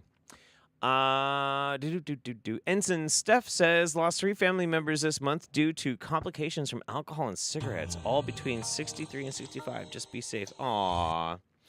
Well, my heart goes out to you. I feel you. Although 63 and 65 is not young. Could be older. Yeah.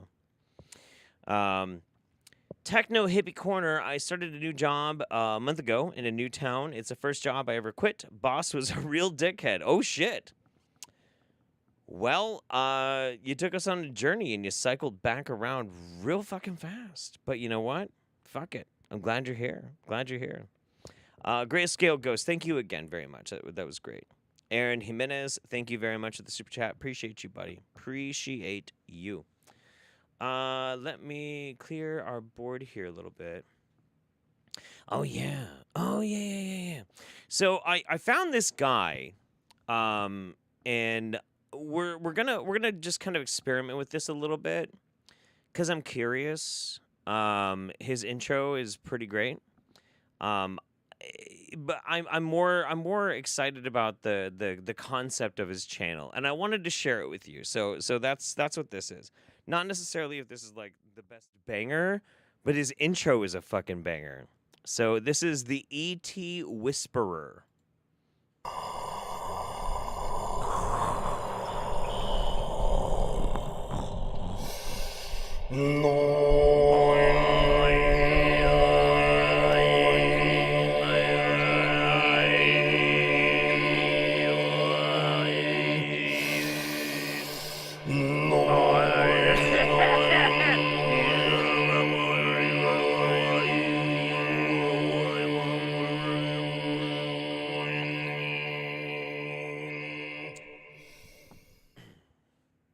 Yeah. Greetings to you all. This is Ardif. That is L-I-D-I-F. I'm so glad that this interdimensional being, this alien that is being channeled by this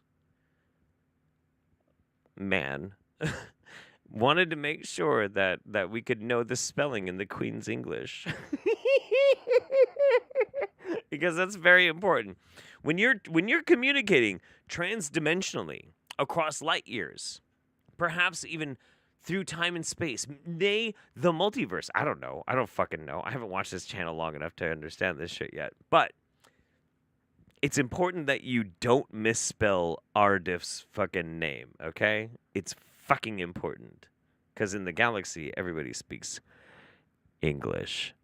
And this is its spell. We understand that all of you desire to understand and know more so about a CERN and its consciousness in co-creating with the human collective. How does it affect the human collective? How does it affect the Earth collective? Now, of course, in CERN's vicinity, there are... Now listen here, I too am someone who quite understands the fancy-free and fantasticalness of various different types of accents. You might say that I'm a connoisseur, if you will, of fantastic accents, and I am very convincing in every accent that I do. Yes, of course. Experiences and expressions that have not been manifest in your local human environment and history, but were done so before the ancient Egyptian expression of human consciousness before what most human... Consciousness. That's great. Consciousness. Consciousness. That sounds like a Northy. ...perceive as the Indo-extraterrestrial or extra-dimensional wars. At that time, human consciousness working with technology was unabated, was much more free expression of co-creation. Humans were allowed to co-create without restrictive forces, as they would perceive, without other humans trying to prevent their own consciousness. Whoa. Hang on a second. By the way, in the stream that I showed before of me doing the election stream, that was Matt, aka Mind for Lease. Matt, you think that that's a fake accent? That's not a fake accent. Listen. Okay, I need you to listen up. That's an alien accent. That's what aliens sound like. Thanks. Don't be judgmental. Jesus. From exploring or other external races. that would try to suppress the form of their own understanding of technology. So yes, in of that course. time, much of what is occurring now was occurring, but done so in a different intention now. You know what's weird too is like the way he's talking. He's trying to do like a quite foppish British accent, but he's got the speech patterns of a certain someone who used to be a certain comedian with the hit show and the sponsorship with a certain type of dinner dessert ball. He sounds like a foppish British Bill Cosby. Is that just me? I don't think that's just me. Is Aradif the fucking alien that's on his shitty t-shirt like the space alien foppish British version of Bill Cosby? If so, big oofs. Not the branding I would go with. Just saying. When you listen to it. It sounds like foppish British Bill Cosby. look at CERN itself, the colliding of particles is what is occurring. Now, many humans believe that new realities are being sprung through the intervention of That's just me? No, just think about it. Listen to it for just a second. that energy, and new realities are being burst in to your experience at any given moment. And if you take the pudding and the water and you make the pudding pop, and then maybe you'll slip a roofie in and fucking intern ball. I'm just saying, dude. I'm just saying. Maybe this is just me. Sir David Attenborough and James Lipton's aborted baby is communicating with aliens through Mongolian throat singing. The hell am I watching? Thank you as always for the wonderful show and all the love to you and yours. Thank you so much, Goth Parrot. That's very sweet of you. Absolutely. Yeah, no, I think you're absolutely right. I wake up in a cold sweat and start browsing YouTube. Find out you are streaming Wingnut Roundup. This isn't healthy while doing my master's degree in medical science. you haven't seen anything yet, Secret Lars, but look, that's very, very kind of you. Thank you guys for being very generous. It's been a hard day. We're finally doing the roundup. We're having some fucking fun. I really appreciate it. That's great. We'll give him a little bit longer because this is the first time the E.T. Whisperer has been on the roundup. So we'll give him just a little bit longer and see if he can make a compelling argument or if he's just, well, you know. But we would share that this is already occurring, that your realities are shifting both in a personal way and in collective ways at all times and all moments. What many humans have done is utilized this expression of the shifting of physicality and I've never heard somebody make Mike Myers' British accent look good. This is a first for me. Huh.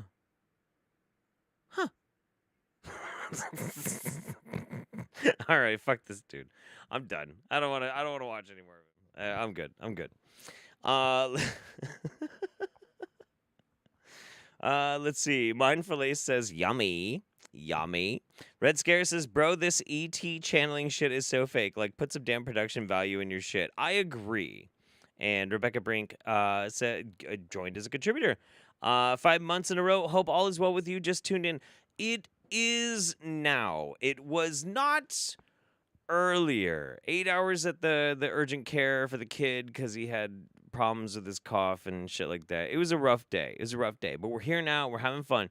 Thank you again to Goth Parrot and Secret Lars. So let's stay in space. I had to edit this video. Okay? I had to edit this video because, and I want to make sure like I'm right at the right spot. Yeah. With the things you use. I had to edit this because Roger decided that he was going to put up some diagrams that I was pretty sure I was going to get in trouble for YouTube on. So I actually had to edit the shit out of this. So hopefully, if you see a vulva, do not report me to YouTube. Okay, that's the deal. Pinky. Okay. All right. Let's do it. They are jarring. And I say, yeah, well, they are. That's a fact. Okay. you're gonna think I'm crazy once again. No. But I'm gonna tell you right now. I think Jupiter Okay. is about ready to give birth again. And you say, Pardon, baking powder? Excusez-moi? Not, like, it's one thing like, okay, Jupiter's about to give birth, but give birth again. Oh, okay. Oh. again? I said, yeah, again. Oh. It gave Again? birth Oh. to a planet which originally was a fiery comet known as now Venus. Oh. And this is the Venus Mound, the Venus Mons. And that, I'm going to tell you right now, is a vagina. That's the Great Red Spot. I'm going to go in. So the Great Red Spot of Jupiter is a vagina. It's a juicy. A juicy? Jupiter? Juicy. It's a juicy. It's a juicy. Yeah. Absolutely. Yeah. Space vajayjay. Spay JJ. Spay JJ. Sure. Fuck. Whatever. Let's go. To this very carefully. This is what a vagina looks like, and this is identical. There is no difference whatsoever. Okay, so you're gonna have to take my word for We it. need Hemlock to interview Harvey. Please make that happen. Hope the kiddo is feeling better. Somebody has to message me right now on Discord that Hemlock needs to interview Harvey. Please, somebody right now, DM me on Discord. I don't care if I get like a fucking ton of people. DM me on Discord. Remind me that Hemlock needs to interview Harvey. Now, getting back to that was very, very generous. Thank you so much, Aaron. You're going to have to take my word for it. But what he has is a diagram that I've had to block out is a medical diagram of a vagina, and they do not actually look similar. I'm just putting that out there. I'm sure you can fill in the blanks and you can imagine, those of you who have seen a vagina. So Difference whatsoever. Zero. And it even has the sperm. Oh shit. It's been a day. Hope the kiddo gets well soon. Can't stay. I've been up for close to a full day and have work tomorrow. But take care and have fun. Dania, thank you so much. You are the biggest sweetie pie. And thank you very much to the 69.69. Nice. Thank you, buddy. Appreciate you. We're going to learn about space vaginas. Let's do it. Lock. I'm not kidding you. You see that? That's the Spurlock. I'm serious. I know it's crazy. That latch is this latch right here. You see that? And in this, we see a giant close-up of a vaginal diagram. Just pretend. Just pretend. Right there. And all of this is literally, absolutely identical. Identical. All of these different spots, even the hair is. Wait. Spots? Spots. Spots? Like.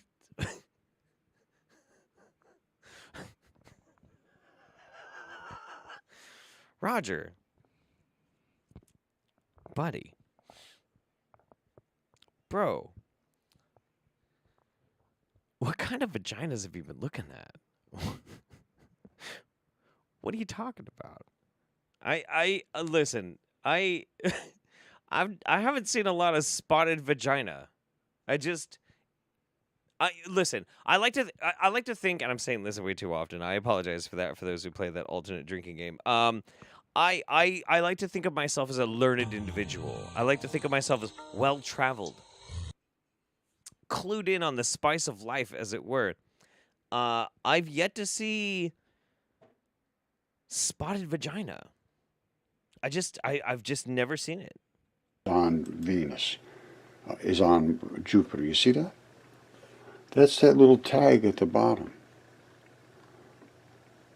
This is the vagina. That's the urethra. This is the clitoris, however you want to pronounce it. And this is the labia and so forth that goes around it. That is the Great Red Spot. Now, what you see in the red spot. Whoops. close that up, but that's okay. That is what came right out of that red spot right there. So the Earth is exactly almost identical, same size to Venus. Now I'm going to be going into this deep, but remember I showed you that Spurlock. There it is right there. That's the latch. Morgan Spurlock, the dude who did Supersize Me? Huh. Okay. Listen, fuck. I gotta stop saying that shit. I mean, you can tell when I'm like, I've had a long day and I'm a little run down and I'm drinking wine to like just kind of like surf through all of the crazy shit. Oh, hello. Love you, Jeff. Shout out to my partner Ryan. What's up, Ryan? For putting up with all the goofy channels I love. Aww. You're the best, Jeff. Aw. Mad props for still doing the roundup after a long day. Fuck yeah. Not expected, but we love you. Well, look, you know, I'm quite pooped. I'm not gonna lie, I'm quite pooped. But at the same time, like the idea of after everything that I had to do today, not doing the roundup, which is my favorite fucking thing in the world to do, is just that's bananas. That's alien to me. I can't even like fathom that fucking shit. So it is my absolute pleasure and my honor to be here with you guys. And thank you very much, Rebecca Brink. Jesus fucking shit-eating Christ. And shout out to Ryan. You got a good one there. Let's get back to space vaginas. Let's do it. That latches body parts together. And it latches the butt together right up the middle. Now, this is how big these creatures were. This is microscopic in us. You see that? That's microscopic in us.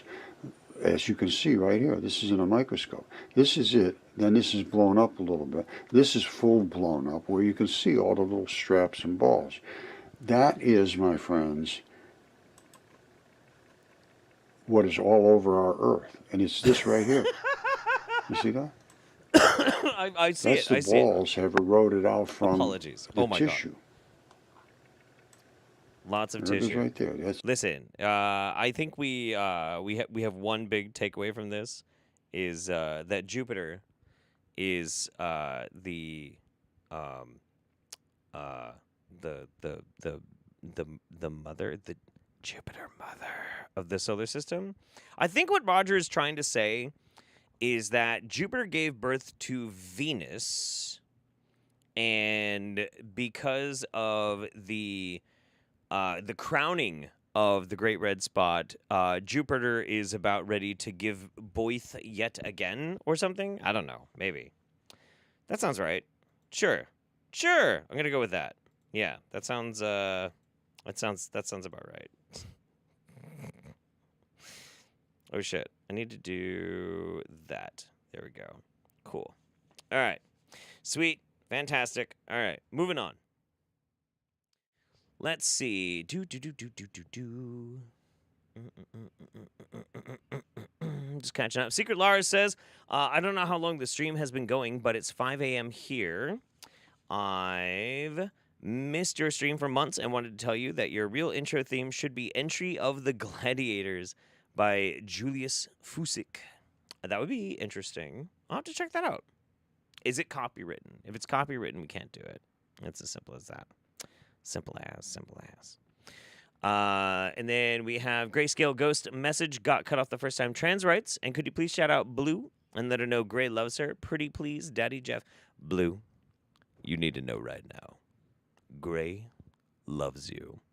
He or she or they or whatever thinks that you are the bee's knees, the cat's pajamas. You put the lead in their pencil or whatever. They think you're fucking great. And I think you're great too, because they made you watch this so you could see this fantastic and special message. So thank you very much for the view. Goth Parrot, your channel survived King Cobra's noodle. I'm sure it'll survive Roger's Rockussies. Yes, true. I think so too. I'm very confident. And Citisaurus says, Roger must be looking at some blue waffle type pussies if he sees Jupiter's spot as a vag. I am without words. Agreed. Absolutely agreed. Let's see. Oh boy. Oh boy.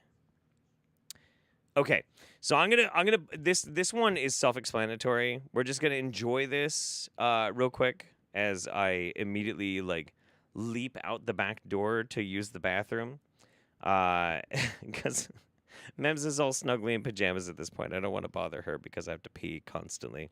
So we're gonna enjoy this real super fast, and this is a banger. Here we go.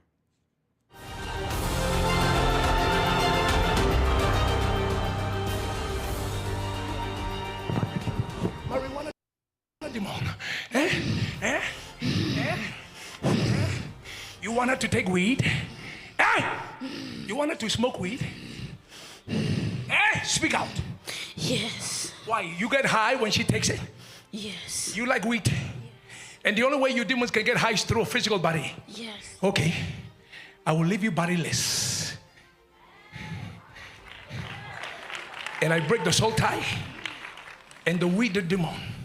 Let the addiction of weed be broken. You, weed, marijuana. And they want to legalize marijuana in everywhere. Now look. Now who's behind that law? Influencing senators to pass that law. Who's behind it? Satan. And some of you people are voting for that senator. Jesus. See, I think this is kind of shitty because, like, listen, if say, for argument's sake, there is a demon that really just wants to get a little high. Why do we need to like make it a big ass fucking thing?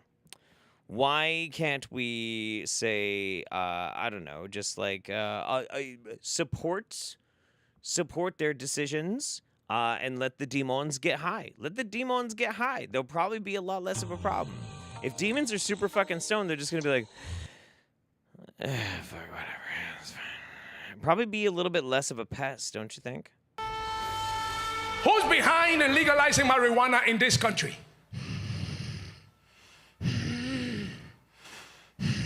Speak in the name of Jesus Christ. Who's behind legalizing marijuana? Say it in the name of Jesus. Say it. I don't know. You want to? I will help you remember. I love this because Ed Cicinelli was like about to get super political and be like, "Who exactly is trying to legalize the marijuana? You tell me which politician is about to legalize the marijuana." Huh?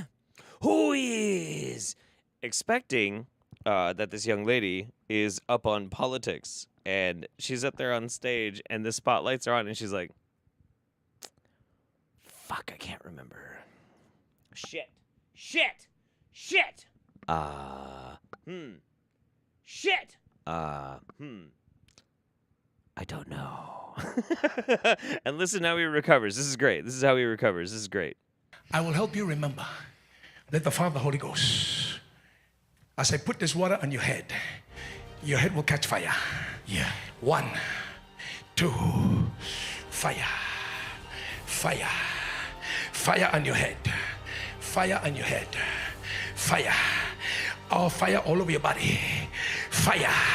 Now, before I burn you with another level of fire, who's behind the weed legalizing? Who is behind legalization of weed? He caused more fire. Who's more fire? 1, 2. Speak out. 3. Did he just spit on her? Did you just spit on that lady? Why would you spit on her? Fire. Legalizing weed. Where's that coming from? What kingdom? What kingdom? Speak. 1, 2. And that's how he recovers. So, like, she can't remember what the politician is that he wants her to say, so he can get kind of political and shit. So instead he's like, Which realm? Which realm is it coming from? Huh? Is it coming from? Where is it? Is it coming from Satan? Huh? And like she can't even remember that, so he was like, okay, just exorcistic stelitisk. And just puts her down. It's fucking great. It's so great. It's so great. If you're not like caught up in the fervor of this kind of shit, it's so obvious. It's so delicious. I love it. Let's see. Dun, dun, dun. Secret Lars says Julius Fusik died in 1916, so this work should be in the public domain. Oh. Well, we'll have to look at that. Julius Fusik. I will take a look at that in just a minute. I'm kind of curious about that, actually. But in the meantime, in the spirit of exorcism, let's go.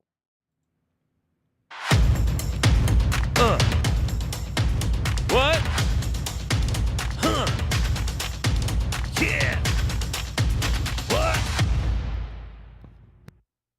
Are psychic gifts dangerous? Yes. But not according to a university lecturer in England. Dr. Richard Sugg, author of 13 books, recently told Durham University students that they should welcome ghosts, poltergeists, and so-called lucid dreams. According to Sugg, these paranormal phenomena mean the recipient of such things is gifted with psychic abilities that should be tapped. Not surprisingly, Sugg has also written about other topics of the occult, like cannibals, vampires, ghosts, and fairies. The writer, Sugg, lists 6 ways to know if you're a psychic. Okay. 1, being spooked in a building. 2, check. Experiencing a poltergeist. 3, seeing a ghost. 4, having an out-of-the-body experience. It's called an OBE. Check. 5, having a premonition. Check. 6, sensing something miles away. Check.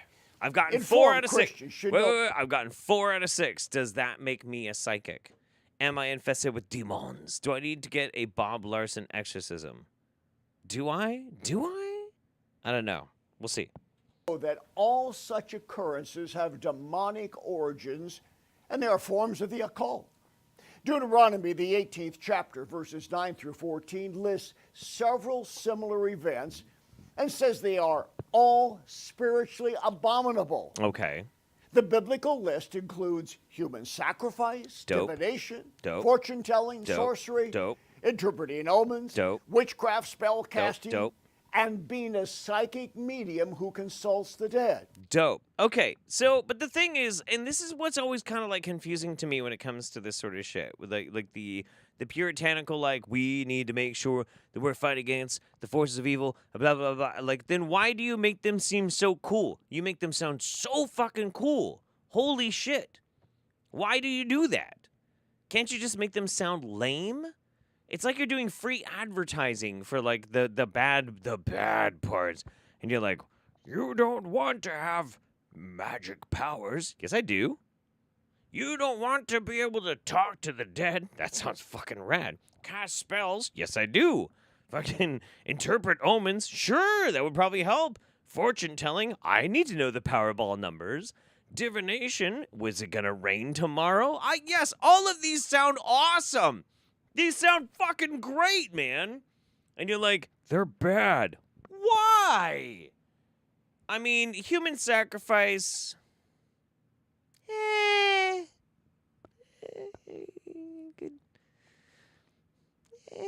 It could go either way. The 6 items Sugg lists are covered by these biblical prohibitions. Let me break down the professor's list according to Scripture. Number 1, being spooked. This means you likely have a generational Well, hey, who's she? It's kind of cute. curse of witchcraft. The demons in you or the curse attached to you are reacting to the presence of demons around you. Number 2. Experiencing a poltergeist. The term poltergeist is a German word meaning a supposedly friendly or mischievous spirit. Like Casper. Like Casper. That's cute. Why would you use that term for like poltergeist? Why wouldn't you be like, poltergeist is a terrible affliction where a spirit is haunting a place and throwing shit all over the house and rearranging your condiment shelf. Like that's annoying, but like a playful and slightly mischievous spirit. That sounds cool. That sounds charming. I would like that. Thank you. It's like those fucking TikToks where people have like emus and shit, and the emus are total pricks, but they're still cute. And they like just kind of fuck up everything. And they're like, hey, we're gonna make a TikTok, and the emu's like, bah, and they're like, ah, you got me again. You're making it sound like a playful emu on a TikTok video, not like an evil spirit. What the fuck? Why am I helping these people with their own branding on their bullshit videos? What in the shit? I should sell this service. These demons only appear harmless, like moving things around or making sounds. They want to further lure you into the occult. Then you'll be susceptible to more dangerous demons. Let's take a look at the third thing that this professor says. Is he trying to say that poltergeists are like kind of a honeypot into demon possession? They're like, yay, we're playful, it's cool, just play with us. The next thing you know, you're like, suck at the dick of Beelzebub. Like, okay, then I get that shit. I get that. But otherwise, the argument's kind of flaccid.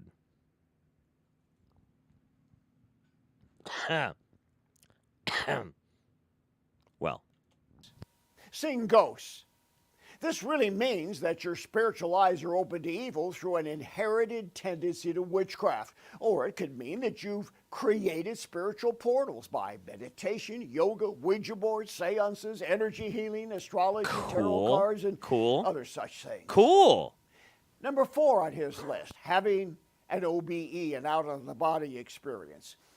This is a certain indication you have demons. These evil spirits want you to separate soul and body so that when you're out of the body, demons can freely enter your soul. Number 5 on the list. Free use fantasy, spiritual edition. That joke is gonna land with some people. It'll land with some people. Some people will be like, what the fuck is he talking about? And then some people will Google it and be like, oh, I get it. Oh, I get it. Premonitions. These are demonic psychic intrusions offering you spiritual bait to go deeper into witchcraft because it seems so harmless. And it often appears helpful, like warning someone of an impending danger.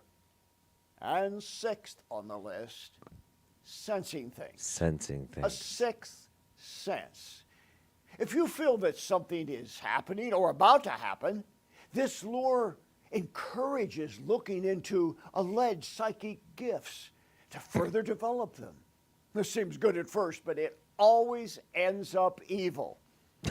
Professor Sugg, whom I mentioned. It sounds awesome and based and super tubular radical, but it's bad. Oh. Why? Fuck Bob Larson. I'm done. I'm good. I'm done. I'm spent.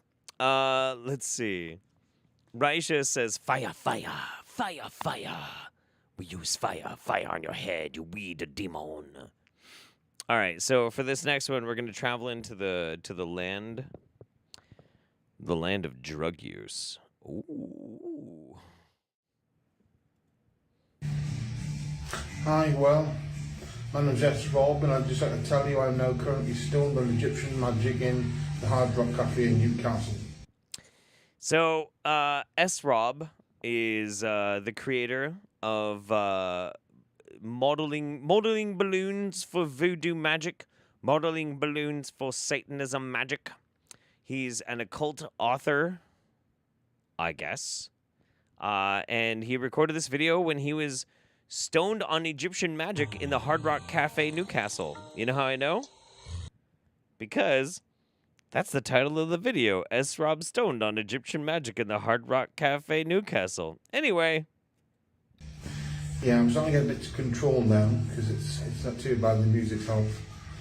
Basically, it's because Egyptian magic, if performed in a large amount or written about in a large amount, causes an altered state of consciousness, which is like being stoned. Okay, because I wrote 4,500 words 17 hours ago, I'm still on it, and I'm going to have to write it when I get back. So I'm going to be like not normal for a couple of days. S-Rob is currently tripping fucking balls. Tripping fucking balls. Listen, I would love to be in Newcastle in a club and happen upon S-Rob. And S-Rob is like, okay, so yeah, and so I'm an occult author, and I know all about demonology and balloonology, and I'm currently stoned on Egyptian magic. And I'd be like, dude, you got any more of that fucking Egyptian magic? Like, what's up, man? You want to go on a fucking spirit journey? I'll show you some shit. We'll have ourselves a fucking experience. It'll be great. Let's crush up some Thoth. You know, let's do straight up fucking lines of Thoth. Yeah. Absolutely. I love this idea. It's fucking fantastic. But the book's great. It's going to be called S. Robin Vitus and Bastet. Okay, as soon as it comes out, I'll tell you guys. Okay, it's going to be a great book. It should be out very soon. I'm just going to get it, finish it off tonight. Should be finishing it out tomorrow. And that's the end of the video. Fantastic. I'm not even going to pause. We're just going to go straight into it. So, I hate Elizabeth April. I fucking cannot stand Elizabeth April. She pisses me off so fucking much. She drives me absolutely fucking wild. Because she should be more entertaining than she is, but she's usually incredibly fucking boring. However, I watched a shit ton of this video because all of her videos are very long and they're very boring. Very boring. Elizabeth April, you're fucking boring. But I came to realize as I was watching this one, she's talking to a Sasquatch. And like, I'm not fucking around here. I'm not making shit up. I'm not like, you know, trying to like blow this up into a bigger proportion. No. You can go and check out this fucking video. In her mind eye, she is literally talking to a Sasquatch. A Sasquatch that lives inside the hollow earth. So, this is a brief clip of her asking questions of the Sasquatch, the Bigfoot that lives in the hollow earth. So here we go. This is her psychically communicating with the Squatch.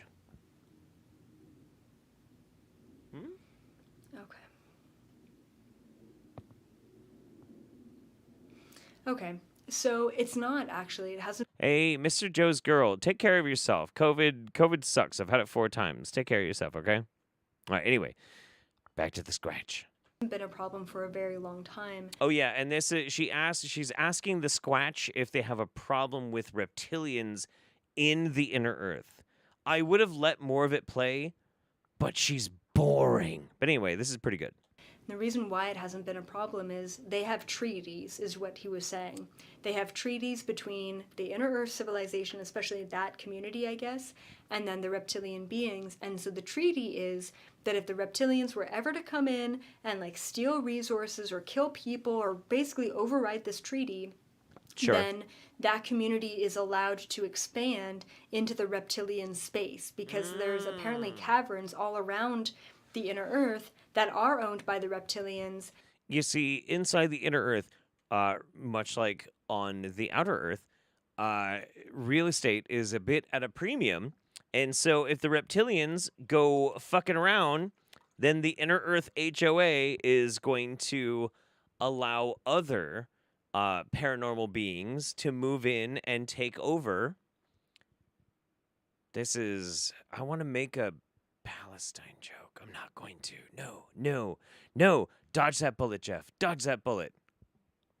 Anyway, the reptilians will feel very put out as their land is taken over by other Supernatural beings. Whoo, I dodged that bullet. And they would basically be allowed to take that over, and it's basically being held by the Galactic Federation. So they are the ones that are holding it and holding both parties accountable to it. So it hasn't been a problem. So that's really good news. Okay, what else did I want to ask about? Oh, there was something else that just popped in. Oh, population. I want to know what the population. That's called a thought. When things pop in, Elizabeth April, into your head, and you're like, oh, that's called a thought. You thought something. You is.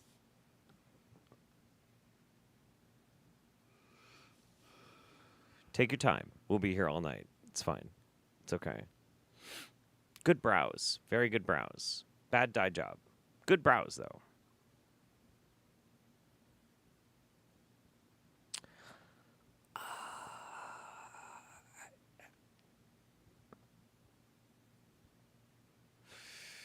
Has she ever talked to Harvey the alien? She should. I think Harvey would set her straight. To be honest with you, I think that Harvey is like a no bullshit kind of alien. Okay, so it's a lot. And that's just in that one Inner Earth civilization community. Of course. Which it's quite large. It's the biggest one I think that there is that one. Yeah, yeah. And he said it was about 1.5 million that were down there just in that one pocket. It's a big pocket. Okay. Like, think about that being like the size of a country, you know what I mean? Depends on what country you're talking about, but maybe the size of like Canada or something, you know? Maybe not that big. Maybe the size of, I don't know. I don't know geography. Oh no. Australia. How about that? The size of Australia. Okay. Okay. I want to ask about what the main issue is down. The huge. What the fuck? Oh my fucking god. There. What is the main issue that Inner Earthians are facing? Yeah, what is yes. Go into your trance, by which I mean close your eyes under your terrible brows. Nah, they're good brows. They're good. Okay. Okay. Yeah. Okay. Yeah. Yeah. Okay.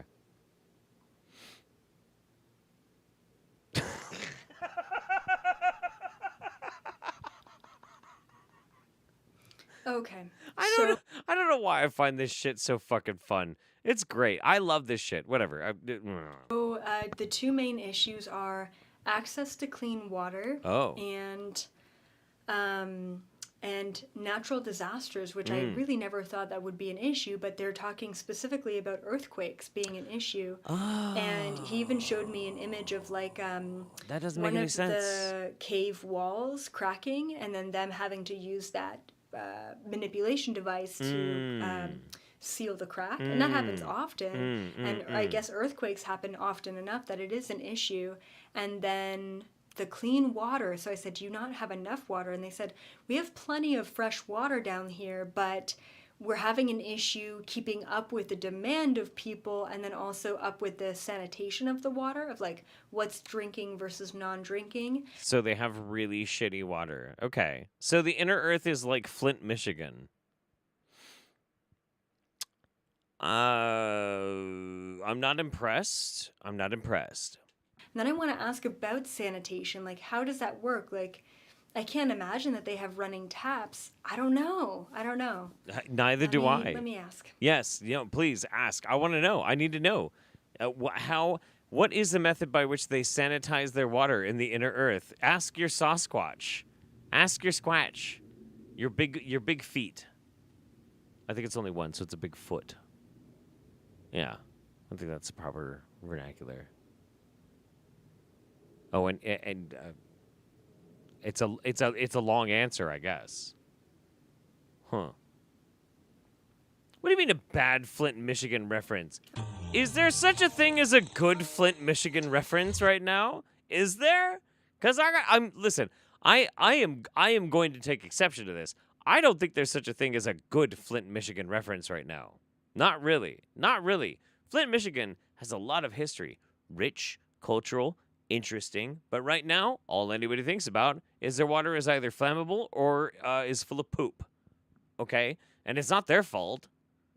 But I don't think that there's Whatever. Okay, interesting. Okay. Oh, yes. Okay. Yes, tell me. So there are running taps, but the majority of the cities have like public places where you can bathe and where there's running water accessible. Some of the new homes have that. And I had to ask about the mechanics behind running water. I said, how does that even work?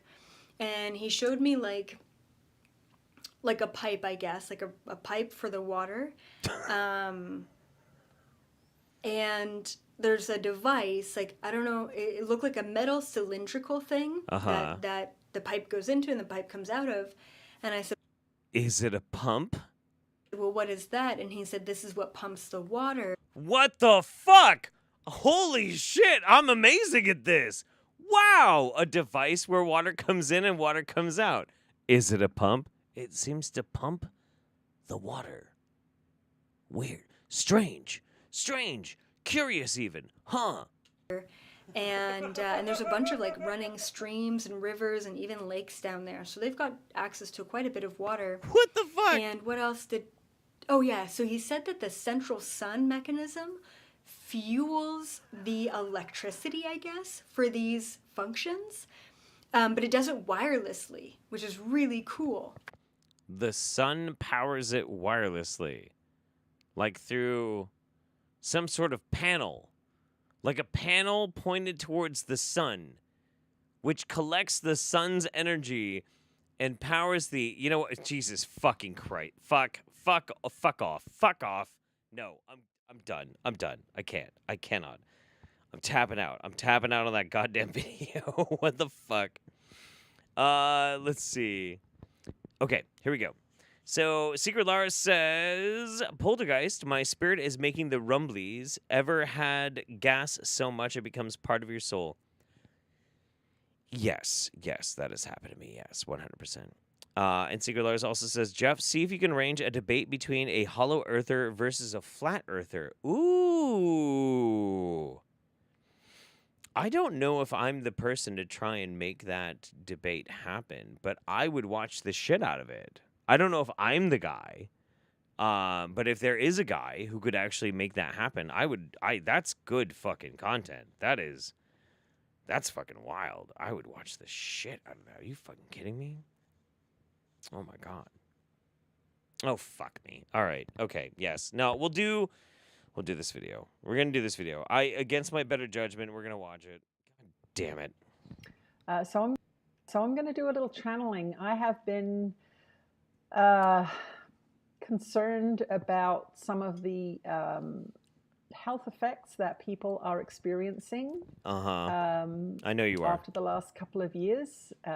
I'm not going to be using any language, and hopefully Jesus won't be using any language that will get this video taken down. He's pretty good at doing these kinds of things. So I would like you to listen and consider any decisions that you might be making over the next few months. Jesus, for those who don't know, is a pro YouTuber. He understands the algorithm and how to bypass certain filters. So if he's going to say something maybe eccentric or against the terms of service, Jesus knows how to not, granted, it was over 2,000 years ago he was alive. But Jesus is hip.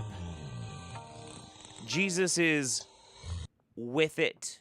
He knows how to bypass those censors of misinformation to talk about the important decisions we have to make concerning our biomedical health. So let's hear Jesus channeled through Tina Spalding. Here we go. Take this information into consideration as you move through the choices that you and your family will be making. Let's see what he has to say.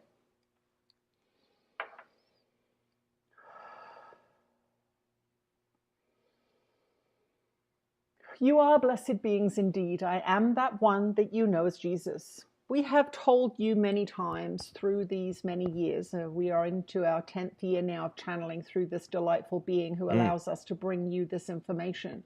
You know what would be great is one of these times when somebody is channeling like an alien or an extraplanar being or Jesus, where they're like, thank you so much for listening to us. We have been channeling for 6 years through this dumb shit. this useful idiot. This dumb sack of shit. You know, but no, instead it's, of course, this beautiful being, this wonderful soul. Yes. Don't forget to like and subscribe. Of course. We want you to understand that this is a very, very pivotal decision, this idea to participate in the suggestions that your government's making about your health. We want you to understand that this is a multi-lifetime decision. This is not a frivolous decision. This is not something that you want to make without the most deep consideration and research. Now, it's important that you pay attention to that, because this is something that Tina Spalding has actually said before. Well, not Tina. Jesus has said before. It's a multi-lifetime decision that you can actually possibly suffer eternal damnation if you get the COVID vaccine. That is, in fact, what she's fucking saying. And she said it before. We've seen her say it before. And I'm still so fascinated that this dusty old bitch is still keeping up this fucking, this rhetoric. It's so gross.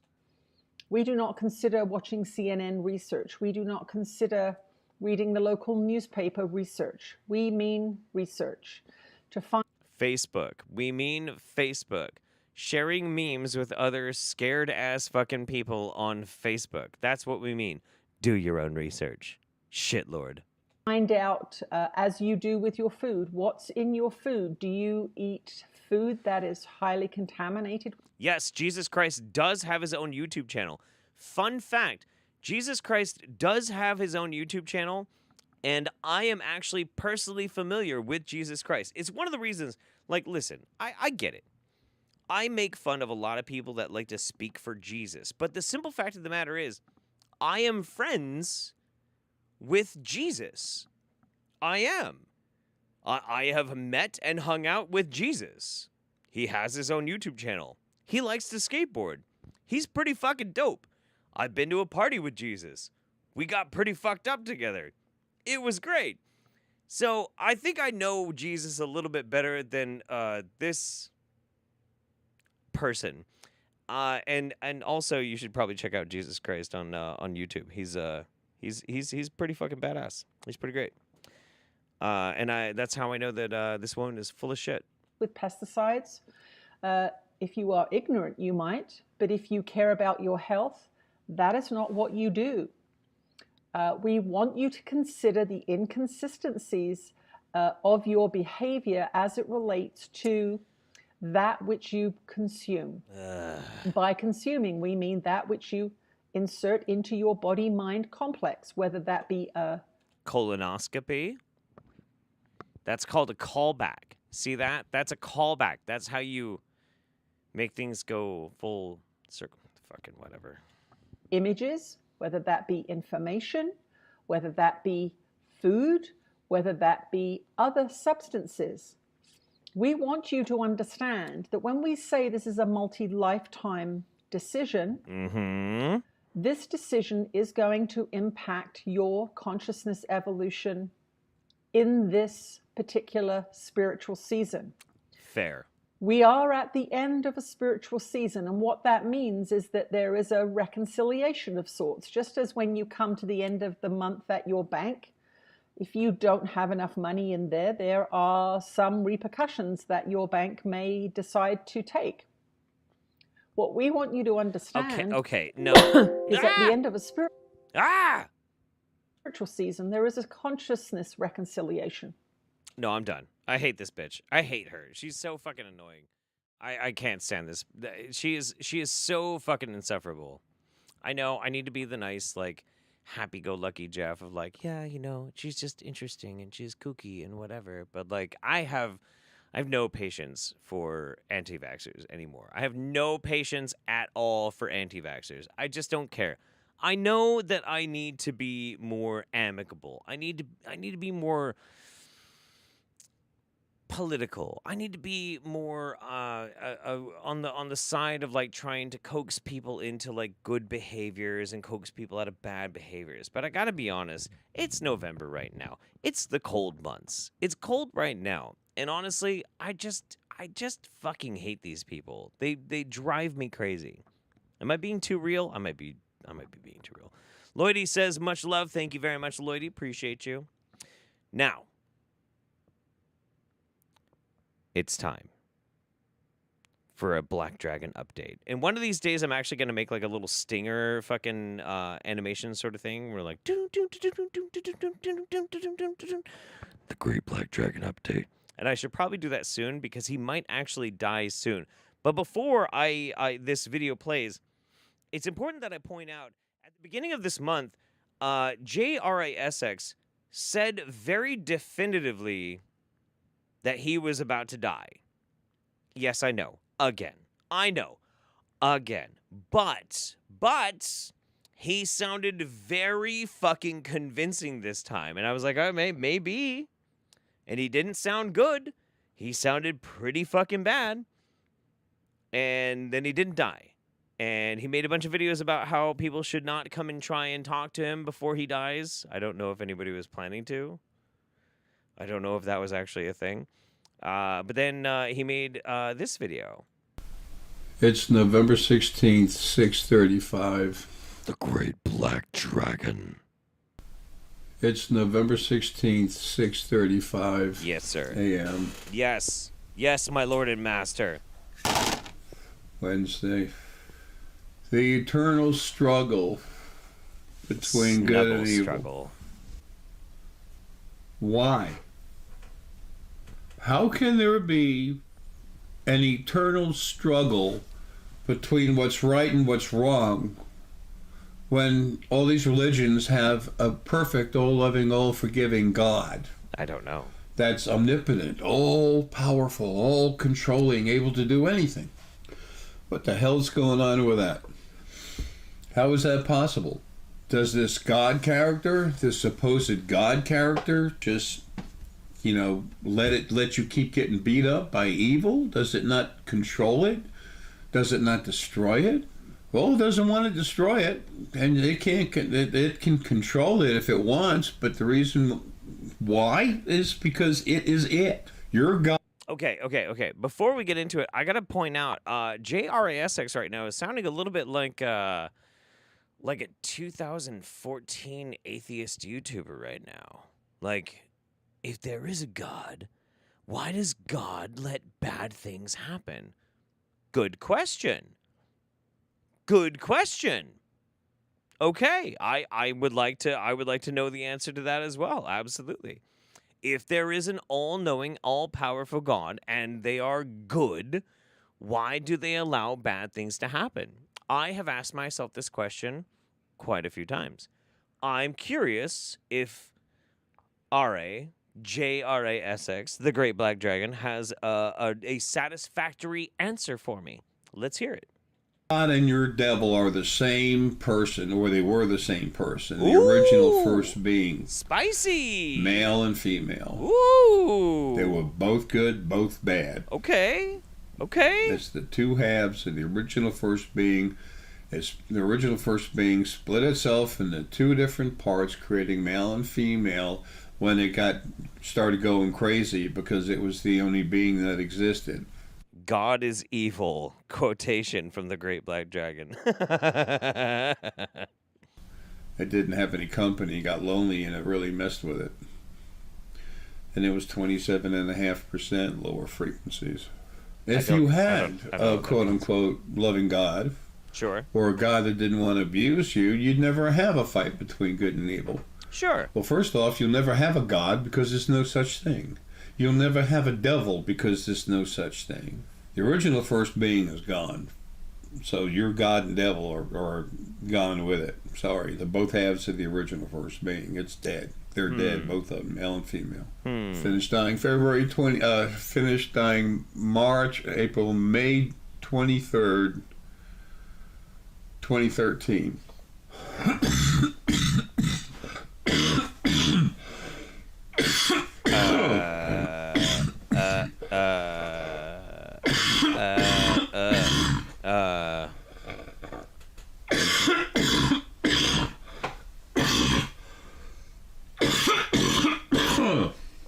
All the abusive, negative craps. I didn't edit this, by the way. I did not edit this, by the way. He edited this to have all of this in this video. This is not me. This is on his fucking channel. Like, I'll prove it. This is on his fucking channel. I did not do that. I did not make him look this bad. It's going to be destroyed. And then the bodies are finally taken away. There is no more negativity hanging out except for those that are no abuse hanging out. Now those that are, more lower negative frequencies, lower frequencies. Yeah. They'll have their own place to live. And they'll just live out their lives as they want to. If they want to get cleaned and everything, that's fine. I can go in the first dimension, grab frequencies in there and put it into them.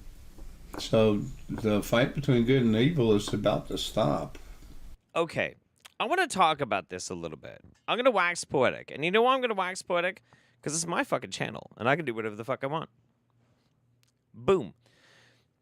I've always thought it was really interesting when you start to talk about these types of things, good and evil, God and creation, this type and whatnot, and blah, blah, blah, fucking blah.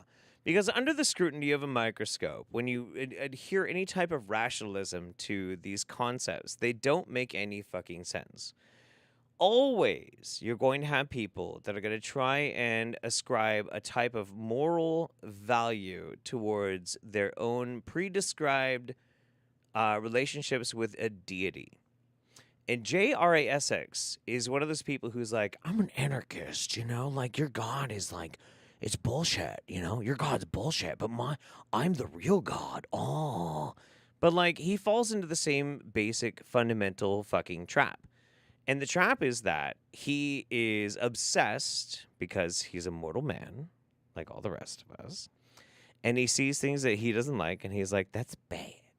And he sees things that he likes, and he's like, those are good. And he always falls into the same basic, boring fucking trap that almost, but not all, almost all fundamentalist, rigorous, religious attitudes always fall into, a notion of good and evil. They have to anthropomorphize these one or two, black or white, basic moral, ethical, fundamental dilemmas into a caricature or a creature by which they can personify these types of things. I disagree. I don't think that's useful. I think it's perfectly fine to have whatever kind of spirituality you want to have. I think it's cool. It's great. If you believe in a spirituality and I don't, that's okay. That's totally okay. But me, if I'm thinking about things in the most base fundamental way I can possibly do, I like to think if I'm going to attribute something as good, it has to be something that I can prove. It has to be something that I can observably report. And then if I want something to be bad, it has to be the counter to that. So that's why my spiritualism has always been life, species, humans. That's what I think is good. I think we're good. Are we objectively good? No. But is us being around good? Yes, of course. Of course it's good. It's good because I'm one of them. And I think that we should keep doing us because we're fucking it up pretty bad, but we're still pretty great. I think I'm a big fan of us. So that, I think, is good. And the antithesis to that is us not being around. And that's how I fundamentally define my spiritualism. That's my spiritualism. I think humans should be around. And if we're not around, I think that's bad. Pretty simple. But for some goddamn reason, every time I run into one of these fucking prophets, these weirdo fucking people who are like, actually, I'm the creator. Actually, I know where things come from. Actually, blessed be, and you need to sign up for my fucking spirituality and blah, blah, blah course and blah, blah, blah. It's all a bunch of fucking bullshit, and none of it actually stands up to any scrutiny. If you break things down into the most base fundamentals, we being good, we not being bad, makes shit so much simpler. So much simpler. And there's not a whole lot of stuff that's like attached to it. You can just like move past it. You know what I mean? I think it's very simple. Penny? All right, we can get the puppy. We need Penny. Was I waxing poetic a little bit too long on that? Maybe. Memory. Is the puppy outside? Oh, I need the dog. I'll get her. I'll get her.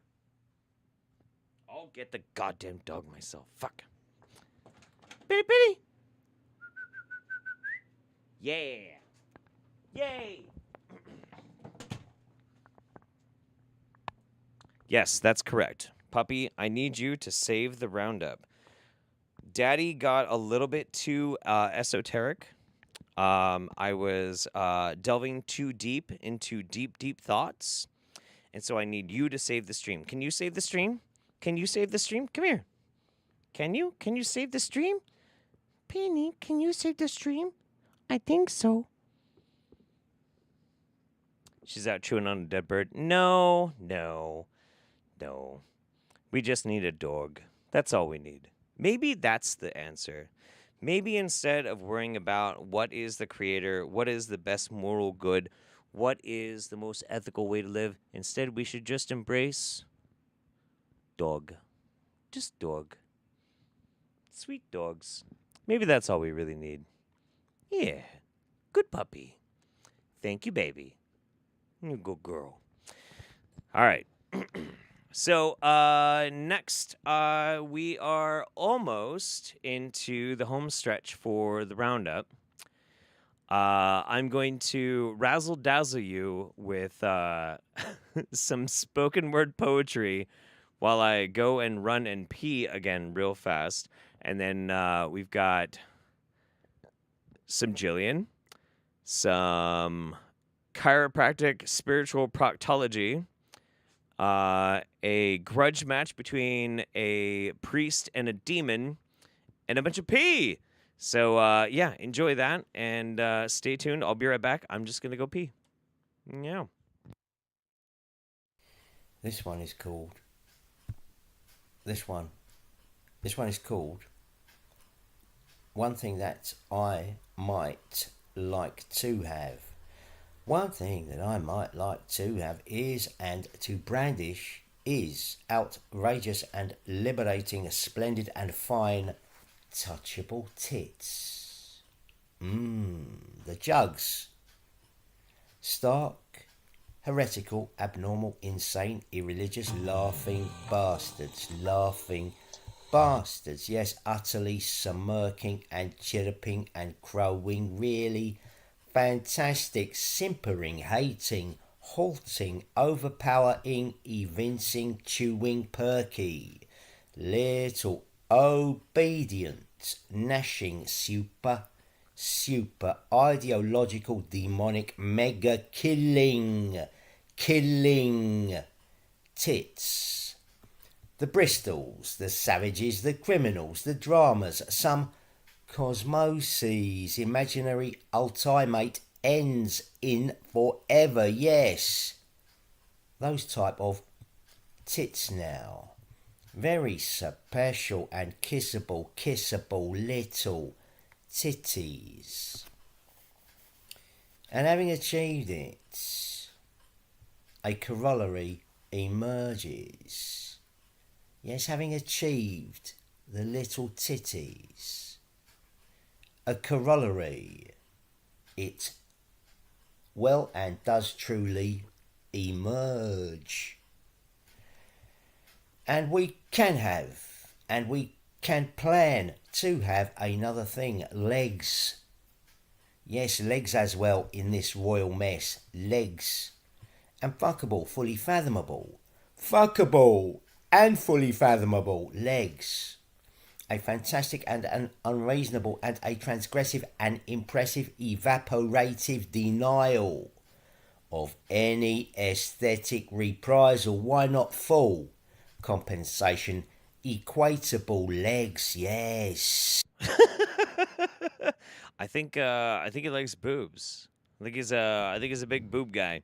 Ian Squire says, glad I made it to the second half. Really need the roundup after Black Friday week. Oh, do you work retail, my friend? That would make a lot of sense. It's the worst possible time of the year. And then Sigurlar says, dog is reverse of God. Time to start worshiping. Oh, shit. Oh, shit. Chiropractic, spiritual proctology. Someone pulling your spine out of your rectum until you see God. Do I want to play that right now? I was gonna.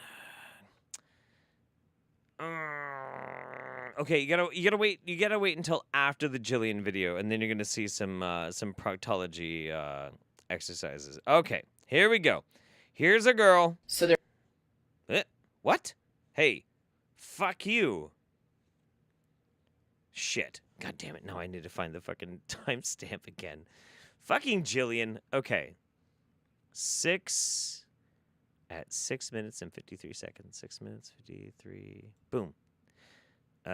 Aging process is the fact that humans and animals were not trained to open up their alimentary canal, release the babies, as well as not trained to feed the babies. Okay. Because you're eating adult food your whole life, thinking because you are an adult, albeit our programming in our society, but you don't realize that at some point the elderly turn into a baby. That's why you have to wipe the elderly's butt sometimes. That's why you have to put them in a care home. That's why the elderly have to be uninsured. Because they regress back to a child because they did not release those babies because they had a closed system. Okay. And it doesn't matter Jesus regardless Christ. if you're big or small. I have to point out, like, how unbelievably shitty it is to just equate people who are our elders, who are going through, like, deficiencies or, like conditions that are eroding away their capacities and shit, and just equating them to, like, babies. Like, that's fucked up, dude. And I miss her clock, too. I miss her clock so much. I don't care if it's obese or even emaciation, whatever that means in someone's world. When you are holding on to so many microbial babies, they will age you. And they will take away body mass index or add so much to it because of so much reproduction, so much offspring that are then shutting down the person's immune system. And so why do people go on diets? Because they fail to eat the necessary food to release the babies in the proper way. So when you're on low sodium diets, you have atrophied your body's ability to release. You don't want to feel pain. You're taking your anti-inflammatories. And so you stop the body from releasing the babies, the microbial labor pains. So you're taking prostaglandin inhibitors, also called painkillers and anti-inflammatories, herbs, extracts, anything that inhibits the body from releasing. And so those babies are weight gain. Okay. So I'm under the assumption, I was like watching this earlier. I'm under the assumption that Jillian is thinking that babies is now a new code word for dysfunction in some way. And if you are not releasing the babies out of your body, probably through waterfalls, which is violent diarrhea, then that is the cause of like chronic disease, illnesses, cancer, whatever. That's what I'm assuming, but it's hard to decipher. And the diets are supposed to starve the babies, but in turn the parent starves as the baby feeds on the parent. So actually when you're on a diet, not only are you starving the children inside of you, which is your evolution, you're also starving yourself. And then when you're starving yourself, the babies are starving. So what do? They feed on the parent. That's the aging process. That's why the body is going through a metamorphosis of then being ravaged from the inside, the cannibalization, the internal cannibalization of the human. And so as far as this climate change and hair goes, hair is reflective of the environment internally and externally. Hair? And so, yes, you may have, what do you call it?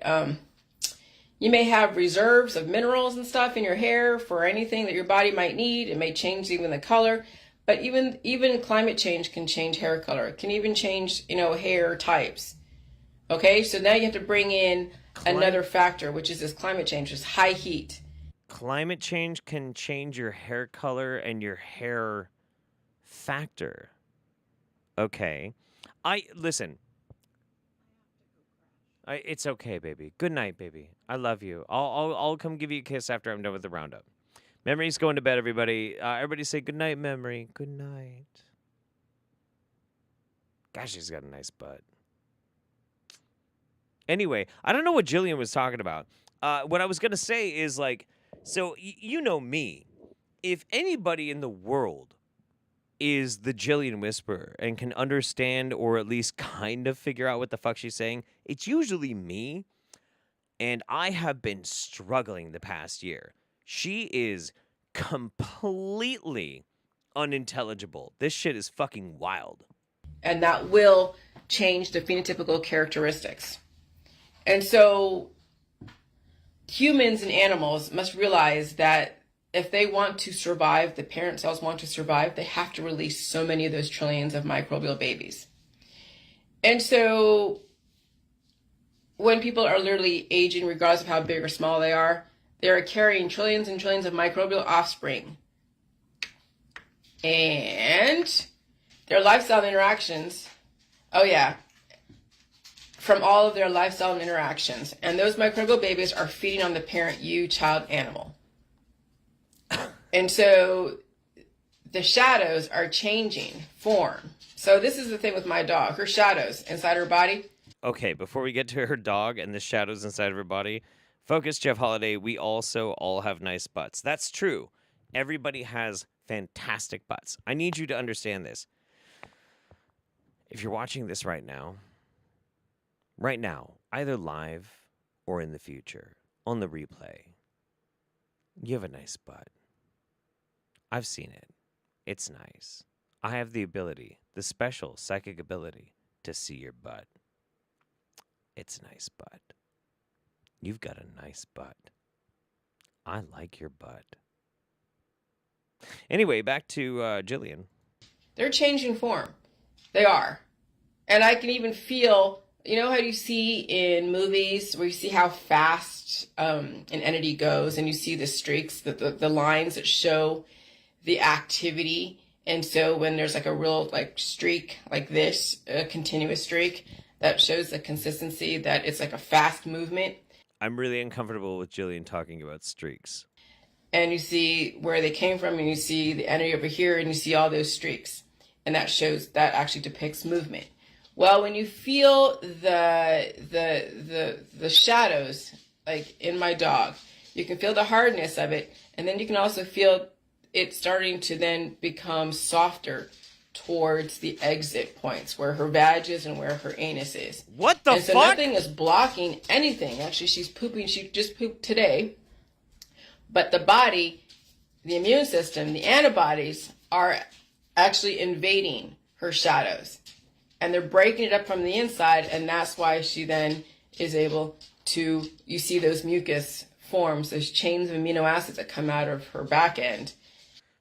Why do I have this powerful, uncomfortable image of Jillian with like a I know this is probably not how it goes. I think Jillian is just sitting there like huffing a paper bag full of paint thinner. But I have this wild image of Jillian with like a magnifying glass, like staring at Sugar's butt while she's pooping. You know, like that's what I'm viewing. That's like what's in my fucking mind right now. This is really fucking me up. This is so weird.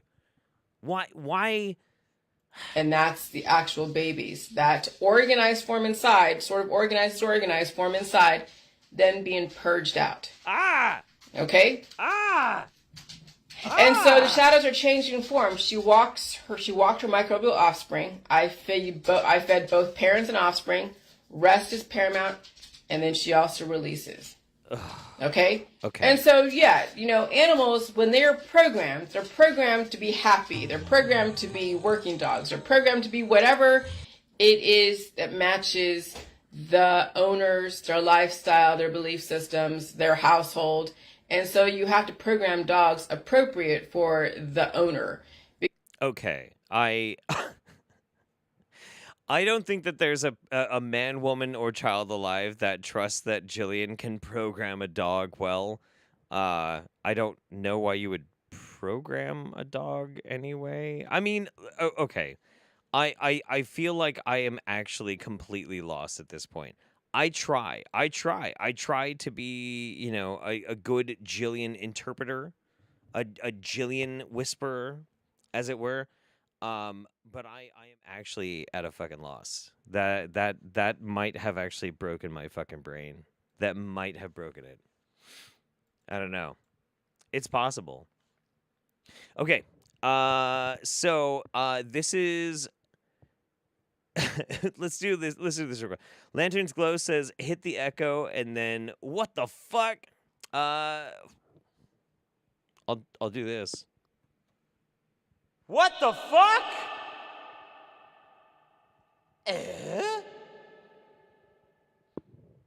There, you can clip that and use that for whatever you want.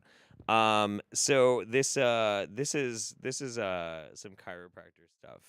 Just absorb and enjoy. I had to swap out the music for something a little bit more appropriate.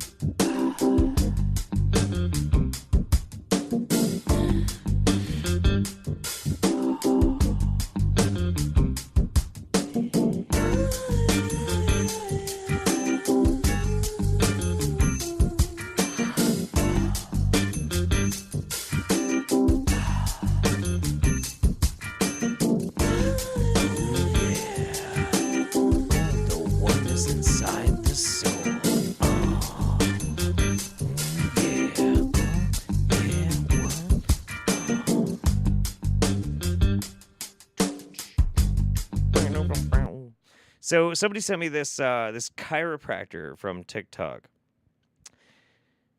And all of her TikToks were exactly like this. Now, we've seen TikToks like this before. Energy pulling out of their butt. Suddenly people are like... and they go fucking absolutely apeshit. And I was kind of curious about it. So I went and I decided to go and click on this person's website. So I did. And this is their website. Like right at the beginning, it's just writhing. It's just writhing. There's so much writhing. And so if you actually like kind of click on it and you start looking into it, like I think that this person knows exactly what they're doing. This is the website. This is their website. This is like you have to scroll past all of these like writhing mounds of ass to get to literally anything of substance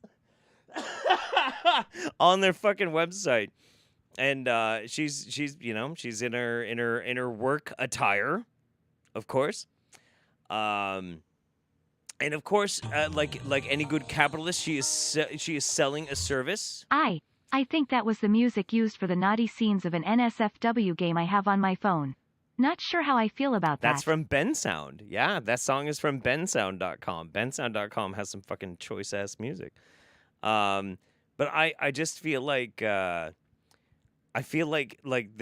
is definitely code words for having a spirit orgasm. I'm just putting it out there. Just putting it out there. Anyway, let's hear about how it's problematic to like white women. All right. And they know how to use the spell against you. I remember in my younger years, I was dating this Saxon woman. Yes, I did in my younger years. And in the midst of being with her, I lost flavor for my own sisters, for the women, the so-called black women. The so-called black women. Wait a minute. So this is Remedy H. We've been watching him for a while. He has talked about how Atlanta is the reincarnation of Atlantis, and how there is 100% a racialized component between, the problems of the Earth, which there probably are. Probably are. Absolutely. But I do find it interesting that he's doing a dark driving testimonial. Also, don't record videos when you're driving. That's dangerous. When he's admitting that he fell for a white woman, and he lost flavor for the black women. Huh. Interesting. Okay. Lost flavor for them, and I was looking at them, and it was, for some reason I was like, wow, I want to say that they're pretty, but I can't say that they're pretty. And I realized, I was like, wow, I'm with this woman, and I said to myself, I'm with this white woman, and I don't have feelings for my own women anymore. All right?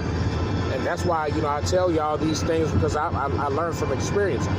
Okay, you learned from experience because you were attracted to a white woman, and then for some reason were not attracted to black women. Well, I have to be honest with you, Remedy Age. I don't think that there's a metaphysical reason for that. I think that's your own hang-up, because I listen. I'm going to say something a little bit controversial, and I don't mean to. I'm not trying to get weird about this or anything, but I want to make sure that I say this from full-throated, from the chest. My name is Jeff Holiday, and I fucking love black women. Fucking love black women. I love all women. They're fantastic. I like all men, but that's fine too. There has never been a point in time where I was suddenly dating someone of a specific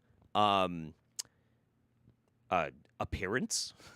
I don't even want to say anything weirder than that. Of a different genealogy than me, and then suddenly I just felt that I didn't want to date someone of a different genealogy from me. I've dated many white women. I've dated quite a few black women. I've never lost attraction to a different race because I was dating another race. And if he did, I think that speaks more about him than it does about some other irking agenda. I don't know. Maybe it's because I'm one of those Saxon colonizers that I don't really understand. But I will say, if Remedy H gets lost by the wayside, and he just falls into the pit, the Jezebel pit of the white women influence, well, black ladies, you've got an ally in me. What's the point of having a YouTube channel if you can't be a sleazeball with it, right? And I had to leave that woman alone. I was a young man at the time.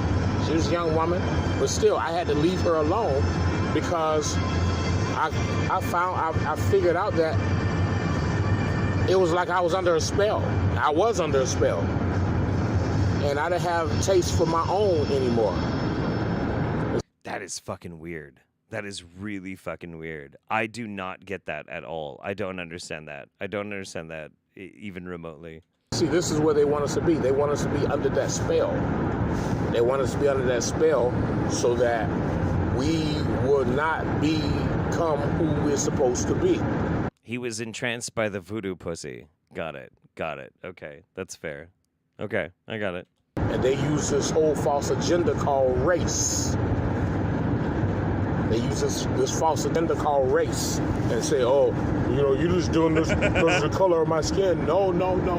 Y'all jokers put spells on us. And we can't see straight. And we lose flavor. Is he calling white women evil spellcasters? Well, he's not wrong. I'm kidding. It's all women. No, I'm kidding. I'm being a dork. I'm being a dork. Don't cancel me. Don't cancel me. I think I'm in the danger zone. For our own kind. You feel me? We lose flavor for our own kind, and that's a part of the spell. So it's so many things that they use so that we won't be in that higher mindset as we talked about earlier. Okay. No. Yeah. This is very weird ASMR. Yeah. Indeed. Yeah.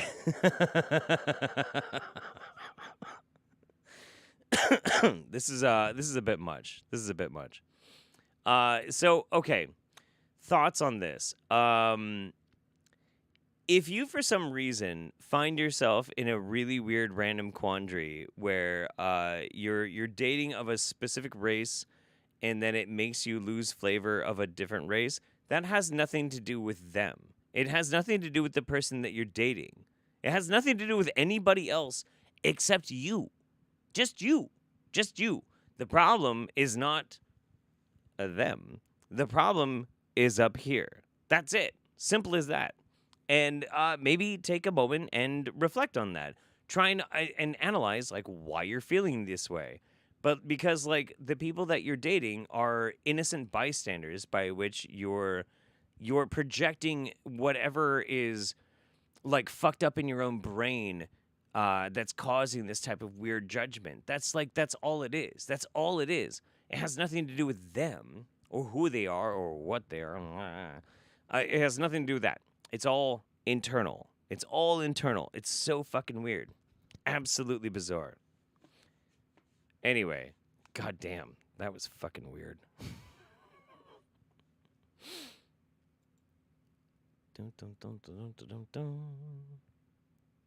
Okay, cool. All right, I think I'm all caught up. Yes. I don't think I've actually missed anybody. All right, let's watch our grudge match. This is important. Is this I thought I had to have like a time code for this one. Here, let me look real quick. No, I don't. Okay, sweet. All right, here we go.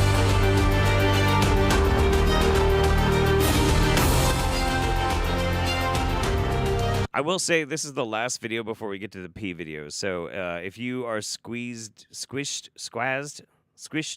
grossed out by P videos after this video, tap out. Totally fair. But stick around for this one. This one's great. Ooh. Hey.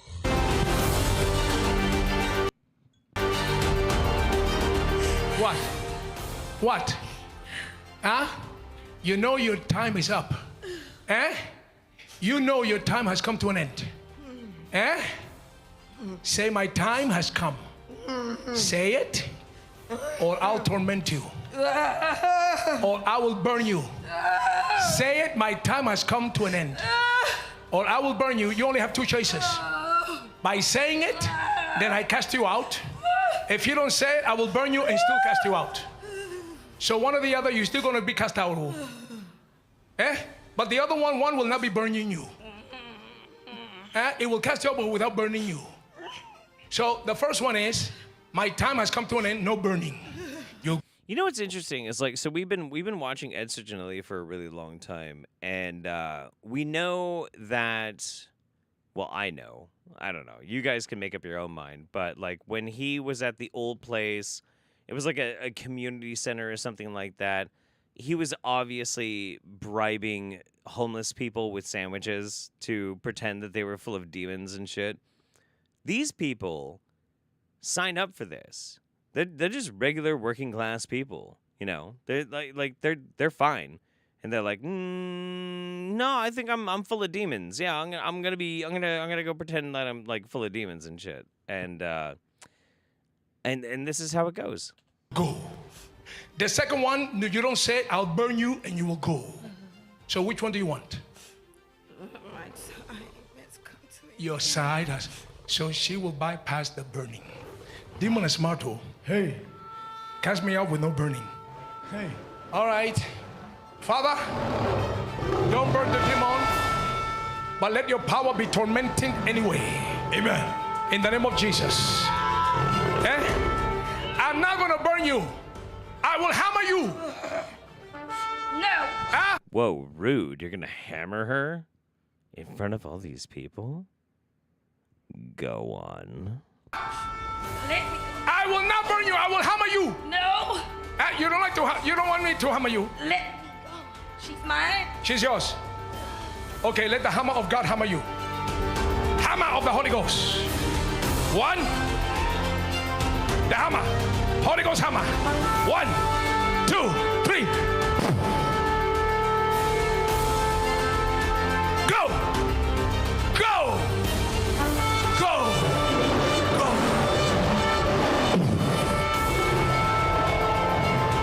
Demonstration. You are weak now. You are weak. You are weak.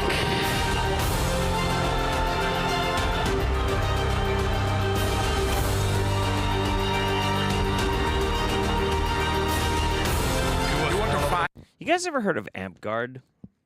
So Amp Guard was I mean, it still is. There's still a group called Amp Guard where they do like fake fighting, like sword fighting, and then you'll have like people who are wizards and shit, and they'll have like tennis balls with streamers attached to it, and they're like fireball, and they're like they do this like play fighting and shit. And say it's kind of questionable whether you hit them or not, and you're like, nah, you didn't get me, I'm not out. No, I didn't take D6 points of damage, you know, or whatever. I'm not trying to like diss on people who like D&D, because I like D&D. D&D's cool. It's fine. But it's when you get into like the LARPy aspect when things get a little fucking weird, and people who are very invested, they don't want to accept like, oh, okay, you just did like an energy blast into my stomach. Psych, I'm totally fine. Haha, I had more hit points than you thought I did. Blah, blah, blah, blah. And then this is why you get this kind of thing. Because Ed was doing his energy blast thinking like, pa-pa, and she's going to go down. But she didn't go down. Probably because she lost the script. I can only assume. Maybe this is their plan all along. I don't know. Amp Guard is good exercise. Yeah, no, it's fine. There's nothing wrong with Amp Guard. There's nothing wrong with it. I'm using that as an example for for deliverance ministries. So for all of you Amp Guard players out there, forgive me. You know what I'm talking about, though. You know what I'm talking about. You want to fight? Let the music come down. This is now. Oh shit. WWH. Oh shit. Oh shit. This is World Wrestling in the Heavenlies. Yes. WWH. In Heavenlies? What the fuck does that mean? You ready? Take your position. You want to warm up before you start? You want to warm up? You're ready. You are ready? Ah? Let's go. Jesus is entering the ring now. Yes. Let the angels that wrestle with Jacob now. Yeah. Angels, let's go inside the ring. In the name of Jesus. In the blue corner, we've got Ed Shidley at 6.3 inches, 6'3 feet. Tall man of God with a pressed shirt. He's representing the Ed Shidley Ministries. And in the red corner, we've got a servant of Satan imbued by the spirit of Jezebel. She's ready to rock. She's full of anger, and she's filled to the brim with brimstone. Let's go.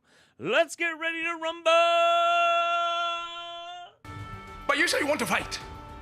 Fight. So let's go. She's not leaving. If you win, you can have her. If Jesus win, he'll take her. Who do you think will win? Eh? Eh? Okay. So you mean you know you're already finished? You're already lost? Yes.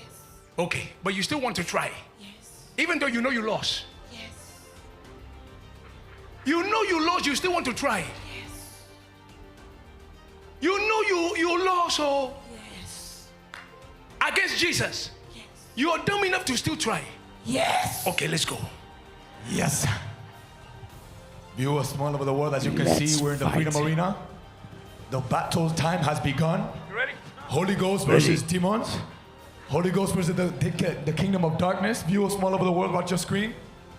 Wherever you're watching from, this is the man of God releasing the power of Jesus to touch this daughter of God. Round Distance one. is not a barrier for the Spirit of Fight. God to touch you. Wherever you're watching from, as this woman is being delivered, you shall be delivered as well in the name of Jesus. The chains are being broken. The apostle prophet Ed Citronelli is releasing the anointing for deliverance, which is so tangible in this place, the Freedom Arena. Viewers, connect to collect. What is he doing? Is he having a stroke? What is he doing? Ed, are you having a stroke? Ed? Sweep the leg, Johnny. Sweep the leg, Johnny. Demonstration of the Holy Ghost. The chains are being broken. The name of Jesus is above every power of darkness. The forces of hell cannot stand against the name of Jesus. As you can see, the anointing is tangible in this place, and this daughter of God is being delivered from every chain of bondage. Receive your deliverance.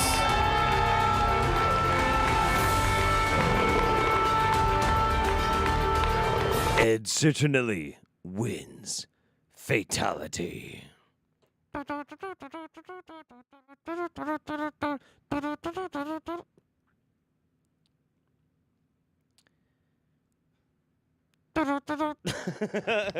All right. Anyway, so yeah, there you go. There's some demon fucking fighting, demon fighting. So the next and last two videos are pee-pee. I'm just telling people now because, you know, some people are like, damn it, Jeff Holiday. I love the Wingnut Roundup, but I can't stand when you start showing pee. You know it's coming. You know it's coming. So fine, I'll give a content warning. If you don't want to see some pee, fine. Tap out. You don't have to watch these videos. Oh, yes, you do. Let's go. Hey, guys, your boy HHWH. I'm in Portugal, just trying to get to the boys in Camceira. And the thing is, taxis ain't running. So I went for a walk down the river. But funny enough, it's been raining today, this morning, and the last few days. Which is good, but it meant that the river's very dangerous to walk on with barefoot vibrams that aren't designed. They're not boots, they're barefoot vibrams. They have got grip, but it's still slippy. Anyway, long story short, cut up my arm. Don't make been a lot that sound. Do not make that sound. I'm not okay with that. Worse, could have landed on my shins, but I'd, you know, subconsciously you protect yourself. And anyway, cut my arm. But the thing is, I have something special. I want to show you in my bag. I'm going to show you something special. It's the emergency toolkit and lifesaver. To be honest, I carry it everywhere anyway. It is my best free medicine, DH Urine. This is old. This is from collected when I was last in Portugal. That is a giant jug of old pee. That is a giant jug of old pee. And some people are like, Jeff, why do you show us these videos? Why do you show us these videos? Because I want you to be consumer aware when you're out and about in the world and you're hanging out with somebody, and even if they might be attractive, interesting, thoughtful, open, they might be rubbing their open wounds with pee. You don't know. You don't know. And I want you to keep your eyes open and to be aware. You might be dating a pee-pee drinker. July, August. Because there's hard in EMFs, it ages really fast. It's really smelly. Anyway. Yeah, really smelly. Yeah, super smelly. The burn, the age, and it fucking stung. But it's powerful medicine for cuts and burns. This was a weird. You have old stinky pee, and you sprayed it onto your open wounds, and it stung. Who Whoops could have seen this coming? Weird. Strange. I don't know. Bizarre, even. A lot worse. So it's just really good. Take a little bit of pain and burn, but what you're doing is you're sterilizing, and more than that, you're putting stem cells and all the good stuff back into your cut. So your body heals quicker. Your body knows how to regenerate anyway. But with a powerful aged urine, it seems like it's your own perfect medicine for poison, sting bites, cuts, bruises, cuts here. It's going to heal it quicker. It's amazing. It's a lifesaver. It's really hydrating medicine. Can you imagine you're like on a date and you're going hiking and you stumble a little bit and maybe you like bruise or even like cut open your shin a little bit. You're like, fuck, man, I went fucking wrong. And your date's like, it's all right. Don't worry about it. I got the right kind of thing to put on that fucking wound. No big deal. And he brings out a spray bottle, and you're like, what is that? He's like, my aged urine. My aged urine. It's going to heal it up right quick. Don't worry about it. My urine full of stem cells. No big deal. That would be horrifying. That would fuck my ass up. That would scare the shit out of me. It's okay. It's just Shivambu. Okay. Here we go. And... What's up, yogis? What's Just up, did my yogis? morning practice, and now I've got this wine glass, and I don't Yes. drink alcohol because alcohol is a poison. But instead, Ooh. Shout out to my poison freaks. What's going on, everybody? Let's have a nice, healthy swallow of poison. Yeah, bitch. I drink my own Orin. O-R-I-N is what the ancients called it. A lot of people are like, but it's a toxin. Your body's trying to get rid of stuff. Yes and no. If you're detoxing, I wouldn't recommend drinking your Orin. But if you're doing sort of like a healthy, relatively healthy diet, the preponderance of what you're urinating out is the extra vitamins and minerals and stem cells that your body wasn't able to utilize the first time around. There's a reason why the yogis have been practicing this technique of wellness for over 35,000 years. There's a reason why it's been written about ad infinitum in their texts, namely the Hatha Yoga Pradipika. When I was living in India, I was studying, it's called Shivambu. 35,000 years. Big doubts Now, on that, buddy. Obviously, it may or may not be right for you.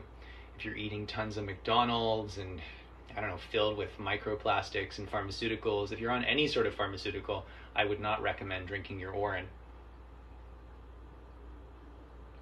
Oh, it's so good. It's so good!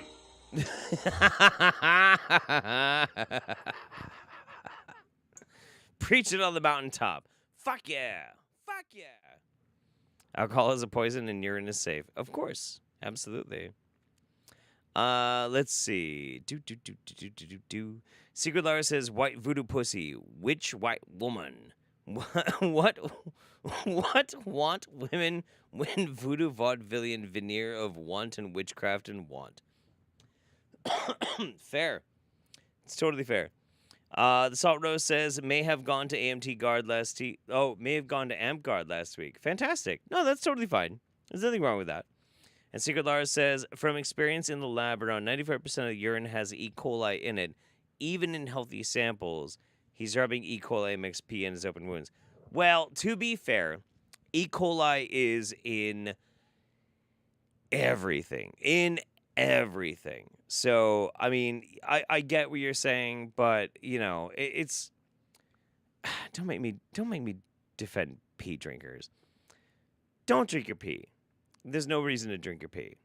Unless you're in a survival situation, there's no reason to drink your pee. But I do have to say, so we have now come to the end of our Wingnut Roundup. I do want to say a very quick, special little message. Today was fucking terrible. Not the Roundup. The Roundup was great. I had a fantastic time. I feel great. Super great. Not just because of the wine, but because of you.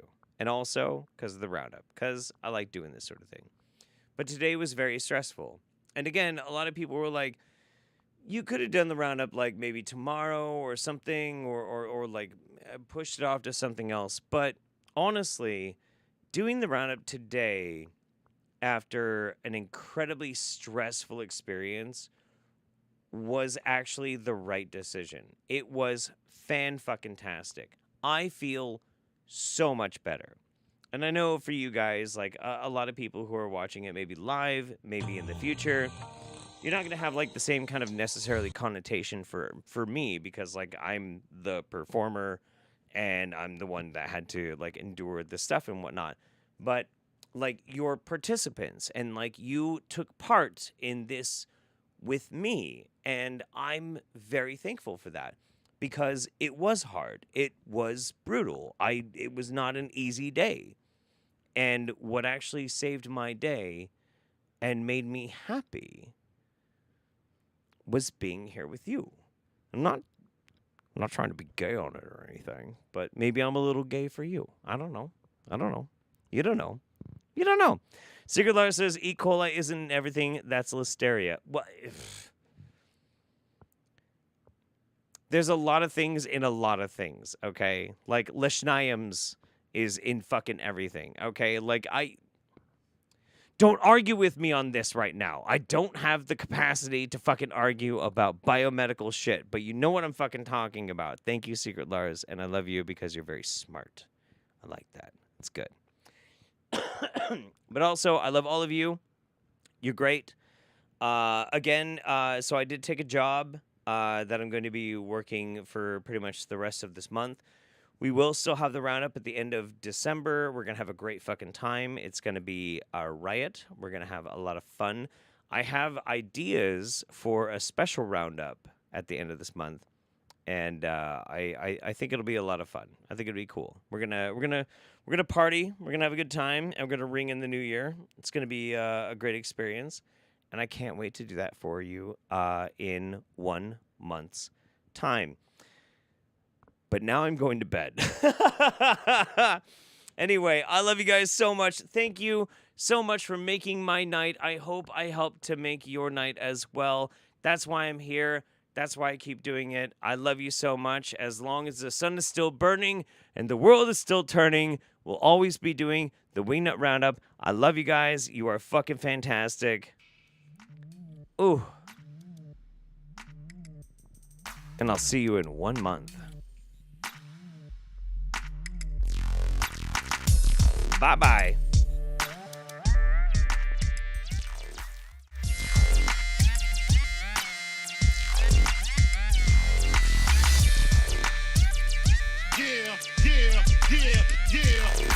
And you won't stop, and you don't stop, and you won't.